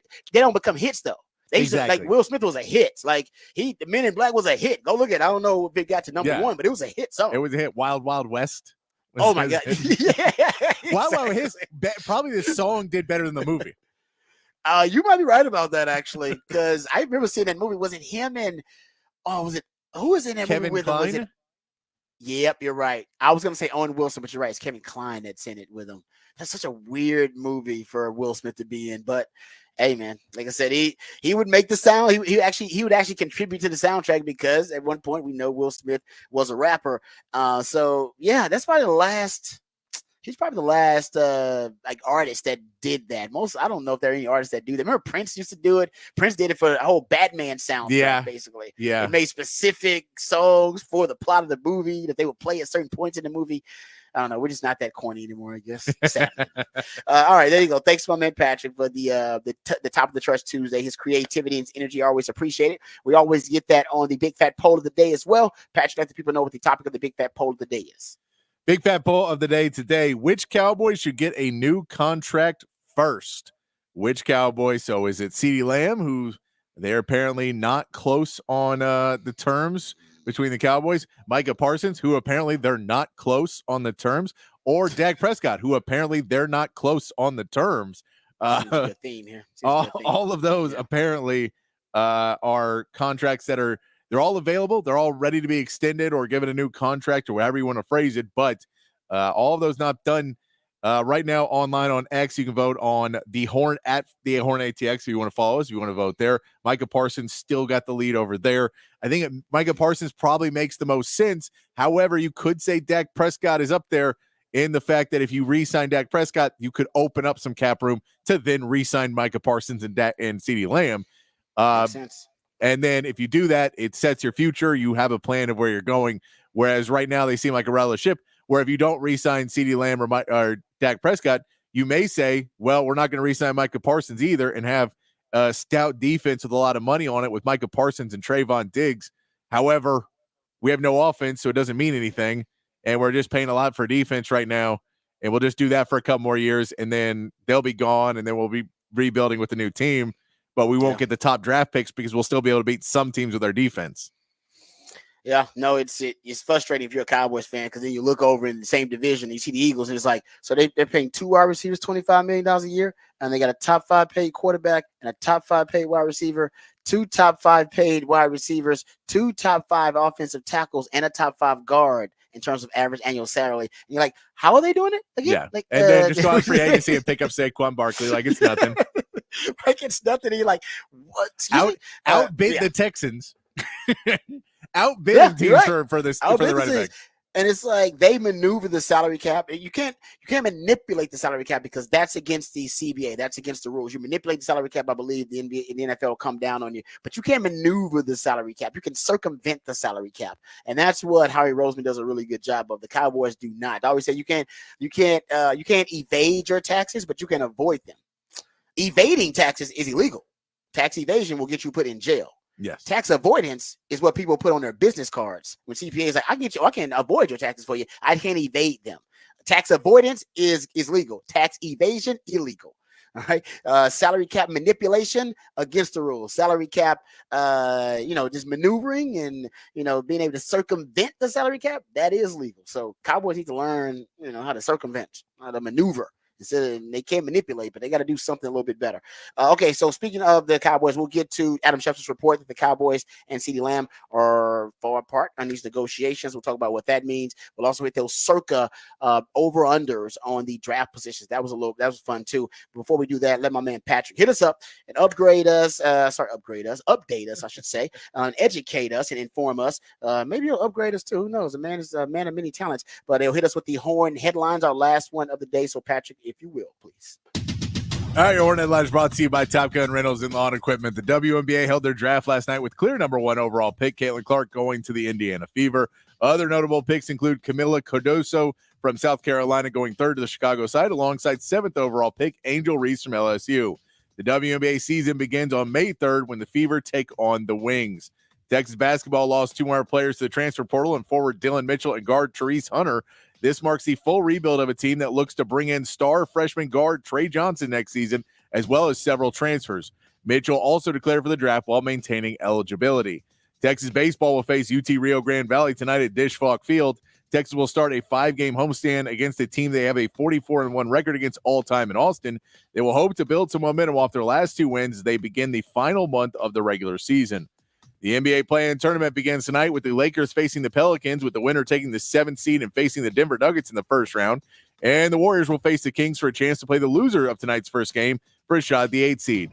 The Lakers will beat the Pelicans 120. The Lakers beat the Pelicans 124-108 in the final game of the regular season, but are a small underdog in tonight's matchup. In Major League Baseball, the Astros dropped their series opener against the Braves 6-1, with Josh Hader giving up 4 runs in the 9th inning to seal the game. And the Rangers secured a 1-0 victory over the Tigers as Marcus Semien legged out a fielder's choice with bases loaded to knock in the 1 run of the game. The Rangers will send John Gray to the mound today in a day game, with pregame beginning at 11:30 right here on the Horn. And that is your Horn headlines. Rod, you can consider everybody upgraded. Upgrade you. Appreciate that. Thank you very much for the upgrade there. My man Patrick Davis always doing a good job with the Horn headlines. All right, let's hit the Adam Schefter report really quick, and then we'll jump to those circa over-unders for the draft positions. So for those who have not did not hear us earlier in the show, we brought this up. Adam Schefter on ESPN, he did say the Cowboys may not see CeeDee Lamb again until his contract extension is done. And he said, and again, this is something the Cowboys have been prepared for, planned for, and they know that they have to pay him. They also want to pay him. He said, but the two sides right now are not close to getting a long-term deal done. And while they're not CeeDee Lamb, while they're not done, CeeDee Lamb will stay away, is what he's saying. So CeeDee Lamb will not be at voluntary workouts, will not be at OTAs. He's not going to join the Dallas Cowboys until his extension is done. And I'm assuming that he wants to be the highest paid receiver in the NFL, or among the highest paid. Right now, that distinction is held by Tyreek Hill. He is the highest paid receiver at $30 million a year. Devontae Adams is second at $28 million per year. Cooper Kupp at $26.7 million a year. And then you got the two Eagles wide receivers, Devontae Smith and AJ Brown, both at $25 million per year. So if you're the Cowboys, you're gonna have to be at that $28 million a year range. Maybe you don't make him Tyreek Hill as the highest paid receiver, but he definitely wants to be top 3. And the top 3 right now, 30, 28, and 26.7 million. So that's the range you're going to be in. I wonder where the Cowboys are and where he is, if they're far apart. Maybe the Cowboys at that 25 million mark where Devontae Smith was and AJ Brown is, and maybe he's at the 30 mark. Yeah, and I mean, we also got to remember, carried into that is how much guaranteed money is involved in that as well. Because you could be both at 28 and be completely agreeing there, but the Cowboys have 50 million in guaranteed, and CD wants closer to 70 to 80 in guaranteed. You know, there's other parts into it of, you know, where the money is stacked, where the Cowboys are trying to figure out cap room. Are they trying to backload the contract? Where are they trying to stick that money? Because next year they're in salary cap hell again next season. Even if they let Dak Prescott go, they're still going to be paying a lot of money to a lot of guys in dead cap space. So there's just a lot of questions that you have with CeeDee Lamb. But I'm curious to see, because it is not only how much are you paying him a year, but how are you going to structure that contract, and how much are you going to get guaranteed money, and how much are you paying him right off the bat? How much of that is a signing bonus that CeeDee Lamb gets to see this year or early next season? Honestly, you should make it a lot of it a signing bonus. That'd be You should, smart. but the problem It'd be is less of a salary cap hit down the line. You make it more of a front loaded deal. Pay them all the guaranteed money in the first 2 years of that, and give them a hell of a signing bonus, which would be most of the guaranteed money, and that'll take some of the burden off your salary cap. That's how you should do it. You should, but the Cowboys have not shown I know a tendency to do that. Yeah, that's what they should do. And he's a safer investment than a lot of guys, because he's relatively young, and he's already an all pro. I don't see a regression by CeeDee Lamb, so I think it's a safe investment. That's why the Cowboys really want to do it. But the question is, like you said, good point about the guaranteed monies. I think in that Devontae Smith deal that we just mentioned, 3 years, $75 million extension, $51 million of it guaranteed. Yeah. So basically they basically got 2/3 of the whole damn new extension. They're gonna just give it to him. I don't know how much is gonna be in a signing bonus and how much of it would just be in, the guaranteed guaranteed portion of the salary. But that's how the Eagles like to do things. Like, we're gonna give you most of it up front, because we know basically everything in an NFL contract is a fugazi except the guaranteed money. Yes. Everything else is just a bunch of BS. Like, you can make up all types of numbers you want. The only thing to pay attention to is what they tell you is the guaranteed bread, because that's all you actually are guaranteed to get. The rest of it, the NFL, the teams can get out of it. Yeah, the rest of the contract, if they wanted to, they really could find a way to get out of it on the back end. That's why you got to get all yours on the front. And that's like Stephon Diggs. Of why that whole contract why he had such an issue with it is because he signed a contract and it was a lot of not guaranteed money. And basically you could void the last 2 or 3 years of his contract with no penalty. And so there could be a contract where the Cowboys will come out, and they've done this a lot too, where they will come out and say, we offered him a 6-year deal at $26 million a year. Yeah. And you said 2 of those years are guaranteed. Did you say that part? And they say, no, we have him under contract till he's 31 years old. But we can get rid of him whenever we want. And he doesn't want to sign that contract because he wants to re-sign a new deal in his 20s. So he only really wants a 3 or 4 year deal, because he'd like to still, when he's in his 20s, get that next big contract and get a third contract and make more money again then. So he probably doesn't want the long-term of no guaranteed money, long-term deal. That's what the Cowboys really would prefer to sign. So it's not just necessarily the money per year. There's a lot of factors that go into it. And, the Cowboys want to win in all of them. And sometimes you have to pick and choose what you win in. That's a great point about how the Cowboys, they want those long-term deals like that, but oftentimes that can lock you into a window with certain players. And that's why you see guys like, Nick Caserio, he's signing the players to 2 and 3 year deals because he's thinking to himself, all right, my window is built on CJ Stroud. Yes. So I'm going to have to rework this window, all right, with players around him when I pay him. So if you look at all the contracts the Texans are signing with all the new free agents and then the guys they are bringing in, via free agency, and the guys they're signing, they're all 2 to 3 year deals, which will pretty much be up. And he's front loading a lot of these deals too, and giving them guaranteed money early on, because he wants to have nothing on his books when he has to pay CJ Stroud. So he has as much flexibility as he needs to pay CJ Stroud. And then you can extend the window, and then you can and really start to readjust your championship window with him and whoever your foundational pieces are at that time. And for the Cowboys, they love these long-term. Remember, they had Tyron Smith on a long-term deal, which was really good for him and really friendly for him. But at times, those long-term deals for Cowboys, the way they structure them, it's probably more about the way they structure them. They can get the Cowboys in trouble if they don't have that money off the books early enough. And that's when you get to your dead money, because you didn't have enough of that money paid, guaranteed up front and off the books, and you get yourself in trouble. And then the Cowboys also get themselves, because they sign these contracts, then they restructure them over and over again. Yes. And push money backwards because they want to open up money. So they signed it, but the salary cap hit's still going to be big because they said, well, there's no guaranteed money in year 4, so we're getting a good deal.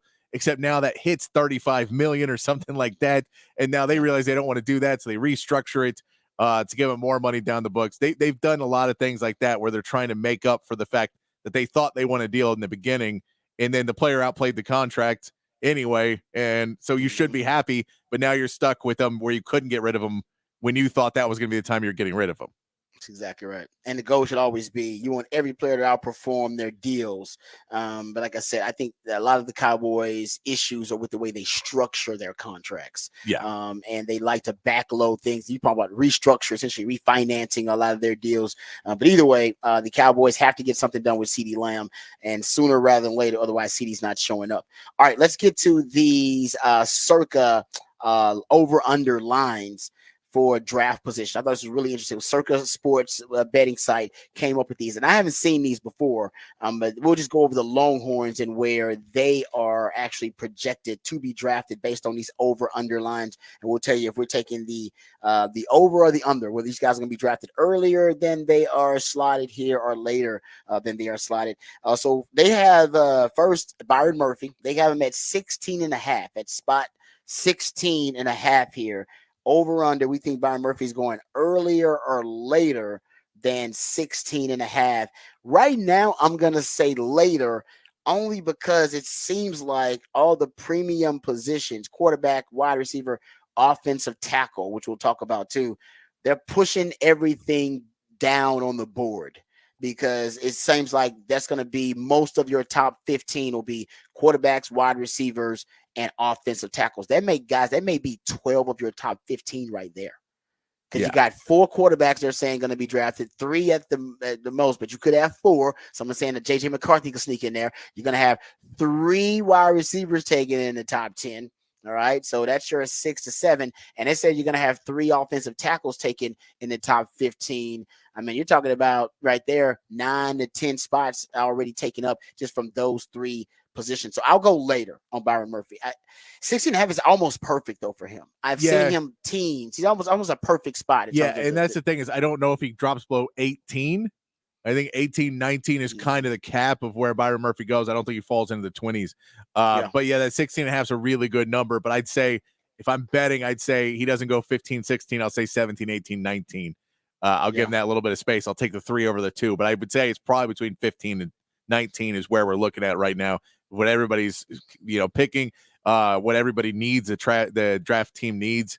But I don't see him slipping past 19. So that 15 to 19 range is where I got him. So 16.5 is a good number. And I'll say later. Number. Yeah, it could be a push. I'll say a little bit later, but it could easily be a push. That could be right on the money there. They got AD Mitchell at 17.5 at spot 17.5. This one is a tough one too, because over earlier or later, I think I'll take later on AD Mitchell as well. I think I'll go later. I mean, all the mock drafts have had him in the 20s, in the mid-20s, but I see why people think he's such a freakish prospect. I mean, I go back to that stat from the combine. Only 2 wide receivers at the combine since 2015 have run at least a 4.35 or less, measured at least 6'2" inches tall, and had a weight of at least 205 pounds, and that was DK Metcalf and AD Mitchell. So AD Mitchell is rising up boards. As a matter of fact, we had some sound earlier of Adam Schefter.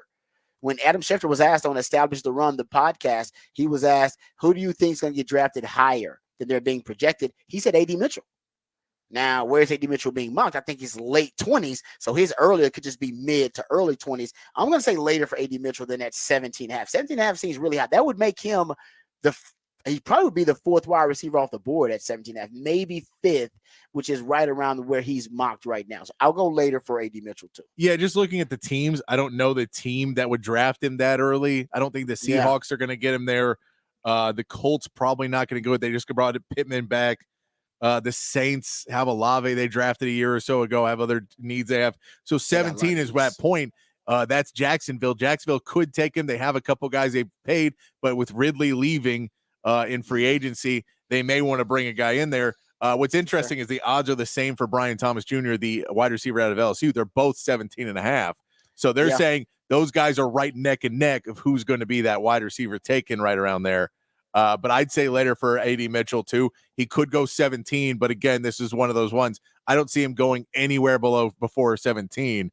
So you're either saying he goes right there or anywhere drops. Anywhere after. Yeah. So I'd say after, just solely on the odds based of that.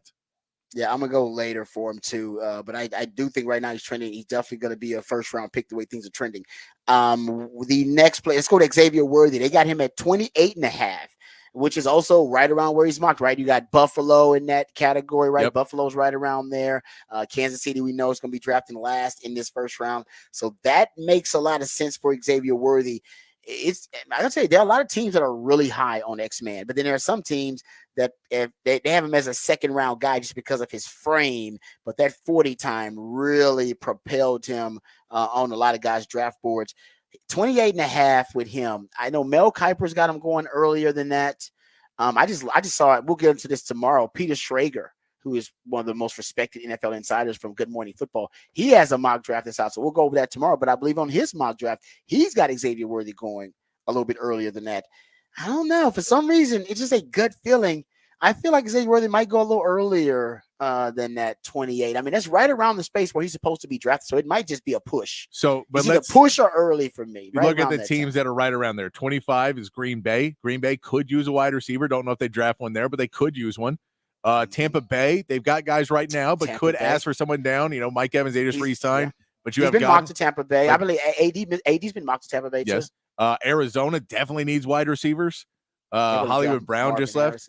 So they're probably going to draft Marvin Harrison Jr., but they could need another one. They could also not draft Marvin Harrison Jr. and trade out of that pick and want a wide receiver. So that's one. Buffalo is at 28.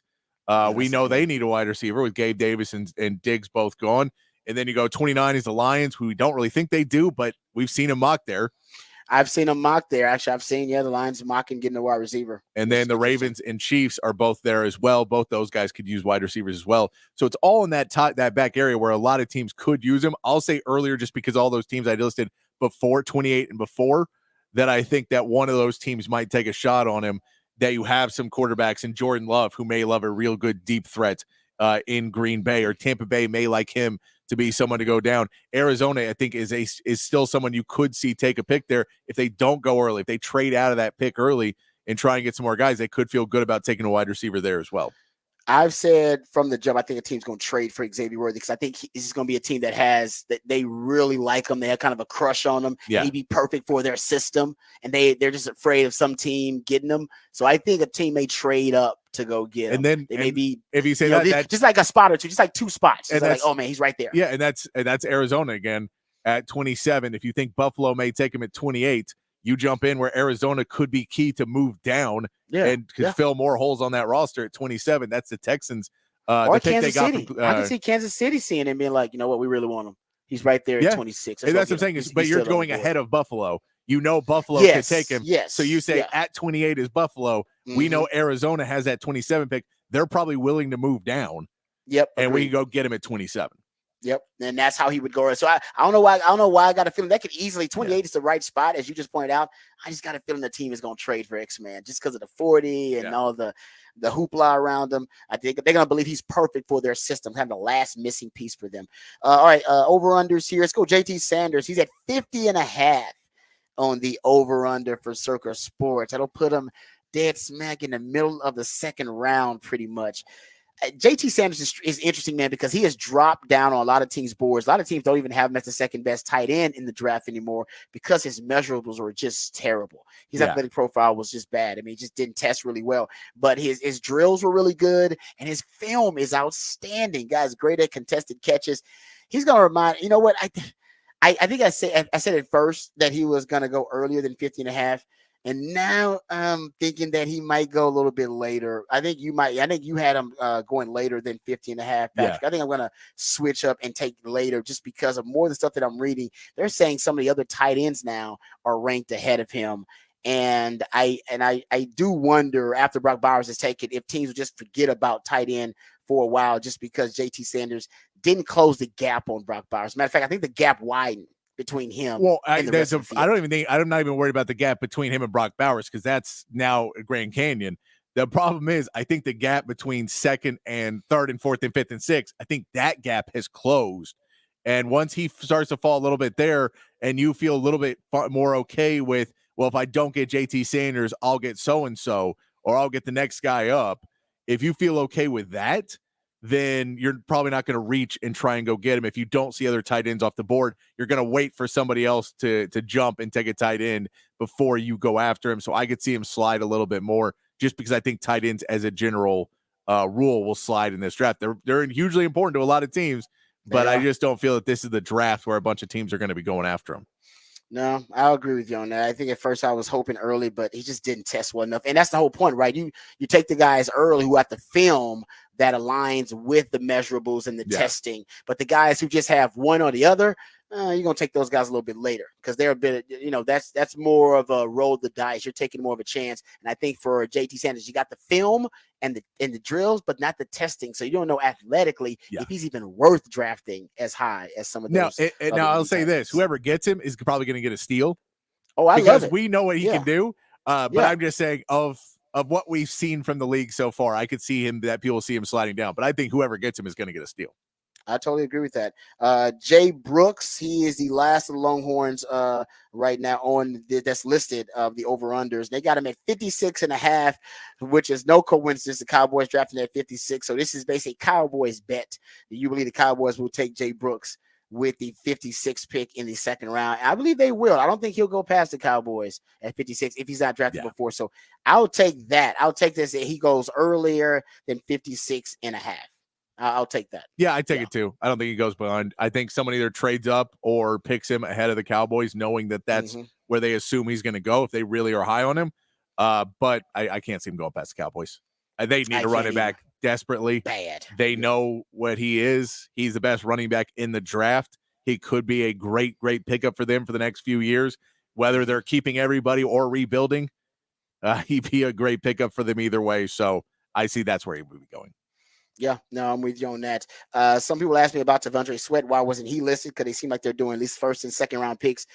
Guys, there's some people that believe, including Matt Miller, who does NFL draft scouting, the Twitterverse, who works for ESPN. He has stated that most teams I've spoken to believe he's a day 3 selection now after his DWI charge and arrest. And we read earlier the tweets from Lance Zierlein, who said he believes the Texans are probably taking him off of their board completely. And Dane Brugler, who says teams were concerned because prior to the DWI arrest, there was reports of a reputation of partying and someone who liked to go out and maybe have too good of a time, and that the DWI pretty much confirmed or reaffirmed a lot of the negative draft reports about T'Vondre Sweat. So now combine that with the issues with the weight. Because guys, I don't know if I shared this with you guys. If T'Vondre Sweat, when he gets drafted into the league, he's going to be the biggest D tackle in the league, interior D tackle in the league. The second heaviest defensive tackle will be 347 pounds. He'll be 367. Jeez. He'll be 20 pounds heavier than the heaviest defensive tackle in the league. Yeah, and I mean, someone may try and get him to lose weight there. That may be I think that's the concern. Is they thought that would happen prior to the combine. It's like he came in bigger, and then came after the pro day, came in even bigger. And they're like, well, is that just because he just wants to prove he's a big man, or is it because he can't lose the weight? And I think that's now the concern. I don't have that concern, but I think scouts do. And I mean, you have in the meetings, I'm sure some of those guys asked him, if we asked you to get to 340, could you? And would you? Yeah. Or is this something that you don't want us to draft you? And I'm sure he dropped off some boards for whatever answer he gave that they, that if you sit and say, that's not what we want, we think you're really good, but we think you can do everything you're doing right now, 20 to 30 pounds lighter, and you'd have a longer career, that, once they're paying him, it's a lot easier to get those things done. But yeah, I believe that he'll probably go third round. I think he'll still go third round. If he doesn't, he goes really, really early fourth round. But I still can believe he goes third round just because somebody's going to go take the shot and get a good pick on him. Oh, I think he'll be the steal of the third round if he goes third. But I'll say if he goes to third round, Cowboys, you should draft him. If he goes to third round, he's perfect for you in the third round. Yeah. He's perfect for the Texans in the third round. And I even said I would, if I was in the AFC North or the AFC East, I would think about drafting T'Vondre Sweat just because in those divisions, they run more power and gap schemes than they do in other divisions. And against a power gap scheme, you need a guy like T'Vondre Sweat, massive, who can clog up more than one hole with just his pure mass, guy that can demand a double team. Those where they run a lot of power gap schemes and they're running less zone, inside and outside zone and wide zone. You need a guy, a gargantuan rock of Gibraltar, like a guy like T'Vondre Sweat. So he will, when he's drafted to the NFL, he will be the heaviest D tackle at 366 or 367. And I was wrong. The second heaviest D tackle is Quentin Bohanna at 360. All right, 360. So and I think the third heaviest is at 347. That's Vita Vea, actually. Vita Vea. So how about this? Two of the three heaviest D tackles in the league will be PK guys. Hey, he's got a type. No, man, he's got a type. Him and There you Sark's go. types are the most different you could be. They're extreme. They're extreme. Extremes. They extreme. Like them BBWs, man. They got like them BBWs. All right, we come back. Oh, we got some Texan sound for you. Who knew the Texans were the it team in the NFL? More sound to prove that when we come back. So we'll talk a little bit of Texas, and we'll discuss the play-in games tonight on the Western Conference side. All that and more right here on the Rodcast, featuring Patrick Davis. I'm Lifetime Longhorn. Rod Davis coming back on the horn.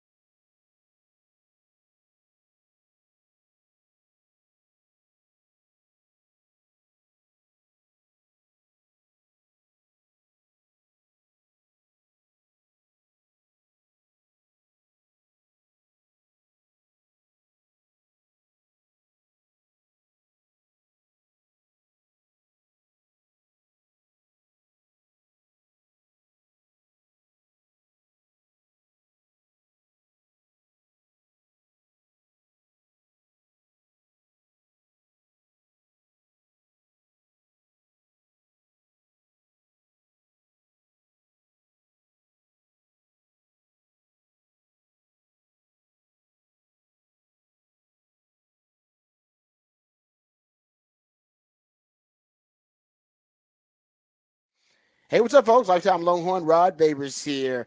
We know that spring is here, and now that spring is here, you probably want to make sure that your lawn and your yard are looking in top-notch condition. Well, if you want to make sure that your yard and your lawn are in golf course condition, you got to talk to my friends over at Callahan's General Store, or visit my friends over at Callahan's General Store. They got everything you need to make sure that your yard is looking in top-notch condition, that it's beautiful, lush, and healthy looking, right? So I've actually gone through this metamorphosis myself.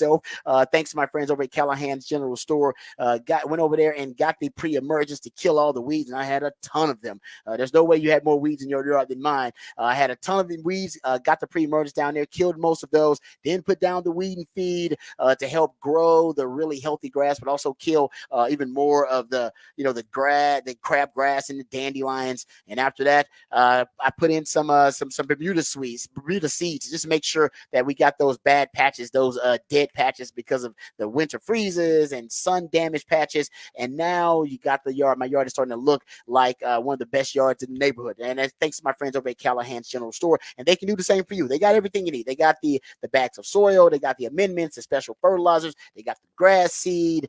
They got the weed and feed. They got the pre-emergence. But also, more importantly, they have the knowledge. Whatever your concerns are about your yard and about your lawn, you can talk to them, and they'll give you all of the knowledge about how to make it golf course condition, to make sure that it's beautiful, lush, and healthy looking. And if you got a green thumb and you're thinking about planting those seedling vegetables this time of year, my friends over at Callahan's, they have a variety of peppers and tomatoes and melons and other plants to choose from. And also, they have trees. And think about planting trees in your yard so that your family can enjoy it for generations to come. They have the fruit trees and the pecan trees there at Callahan's as well. So go check them out for yourself. 501 Bastrop Highway between downtown and the airport. Every day is a great day to make it a Callahan's Day.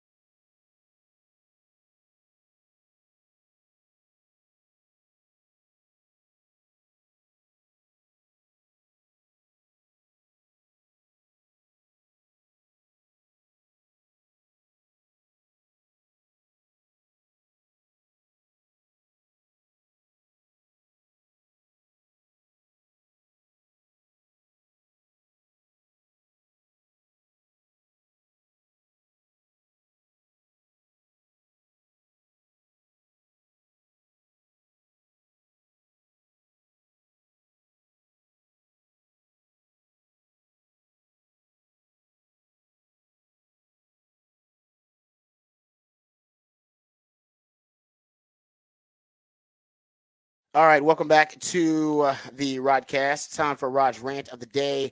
This is also draft related.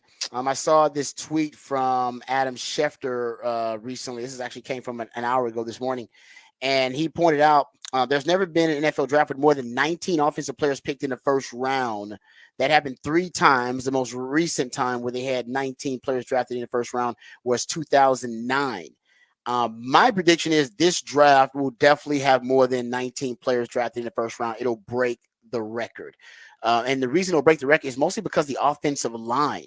I was just looking at the Circa Sports over-under lines on draft position, but they also have over-unders on the number of total position players that'll be drafted in the first round at specific positions. So at cornerback, they have the number set at 5.5 corners drafted in the first round.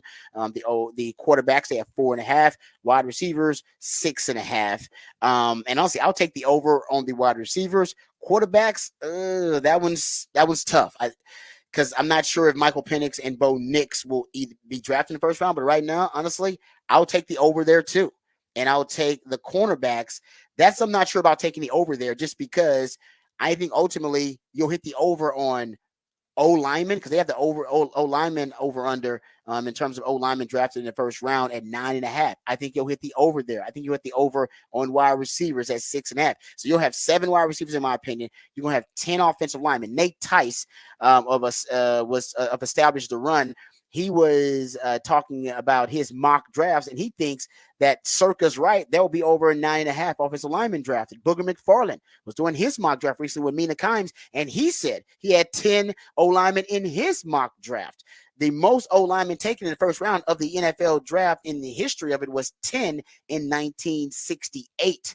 Long time ago, playing a whole different style of football. I think you will break that record, or at least you'll tie that record in 1968. So let's say you have 10 offensive linemen taken in the first round.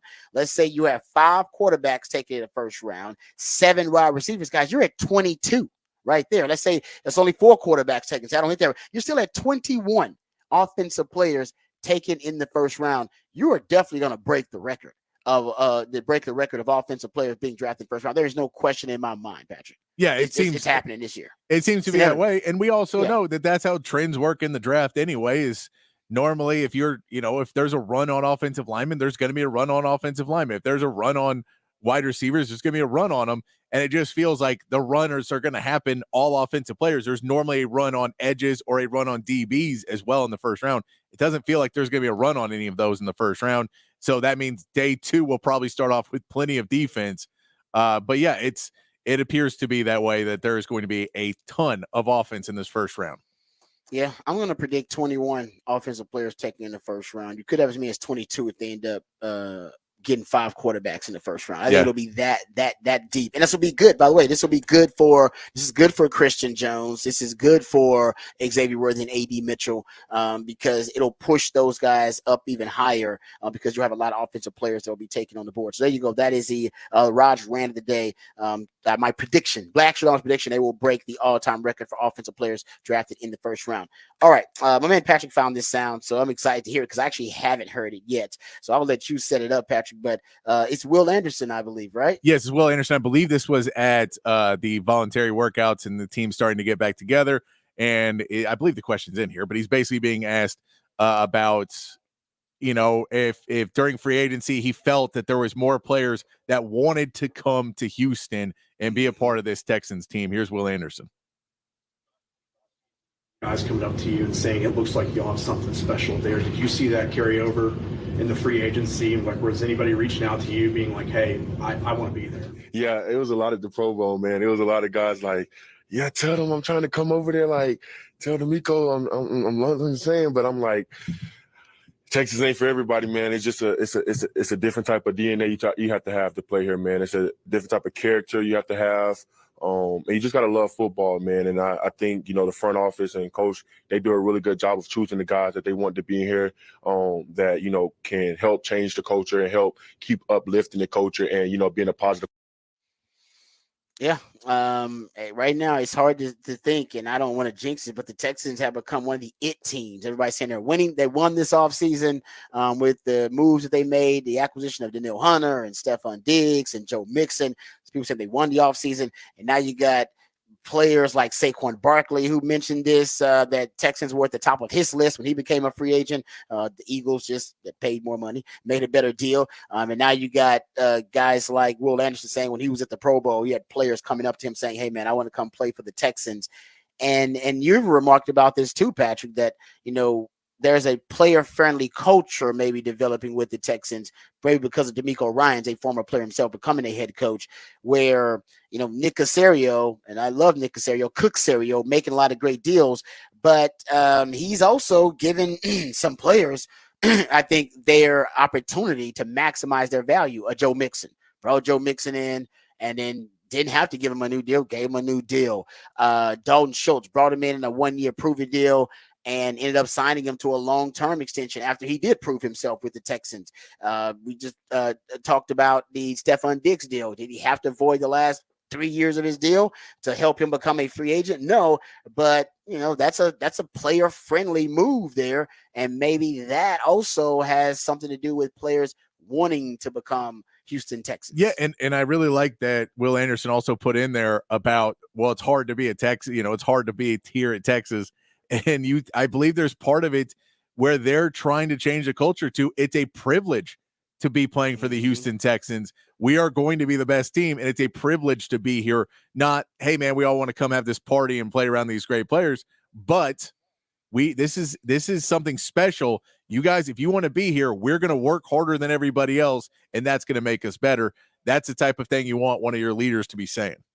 Yeah, no question, man. It's just a weird place to be where the Super Bowl odds have the Texans with the third best odds to make it to win the Super Bowl, and everybody's saying the Texans won the offseason, and now players want to play for the Texans. I mean, you look at that quote. He says, he goes, at the Pro Bowl. You a year ago, you wouldn't even thought we had anybody there. Exactly. Yeah, that's what I'm saying. Like, and now players want to come play for the Texans. Man, it's amazing how quickly the narrative can shift. But it certainly has down there in H-Town. All right, we come back. We'll play Who Said That and wrap things up, put it in the oven right here on the Rodcast, featuring Patrick Davis on Lifetime Longhorn. Rod Davis coming back on the horn.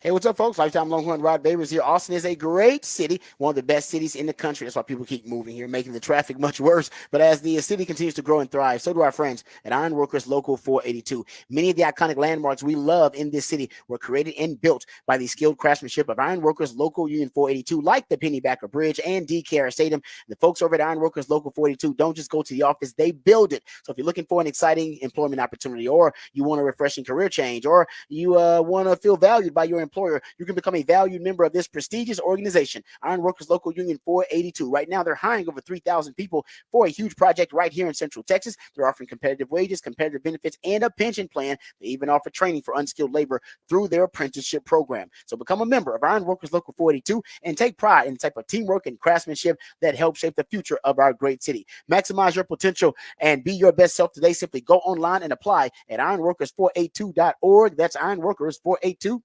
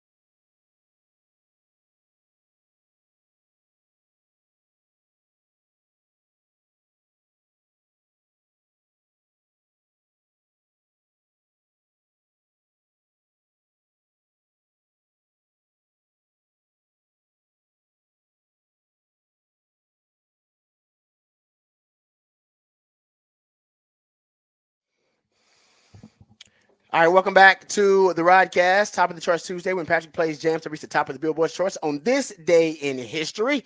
And now, turns out we're down to the last segment when we play Who Said That?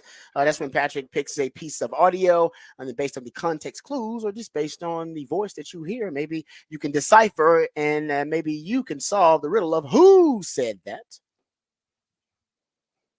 Shoot, Coop was ready to get to it right after right before the Super Bowl. He was already starting his integration to getting ready to work out. But a lot of mobility stuff in the first part of warm up, and then just continue to stay explosive.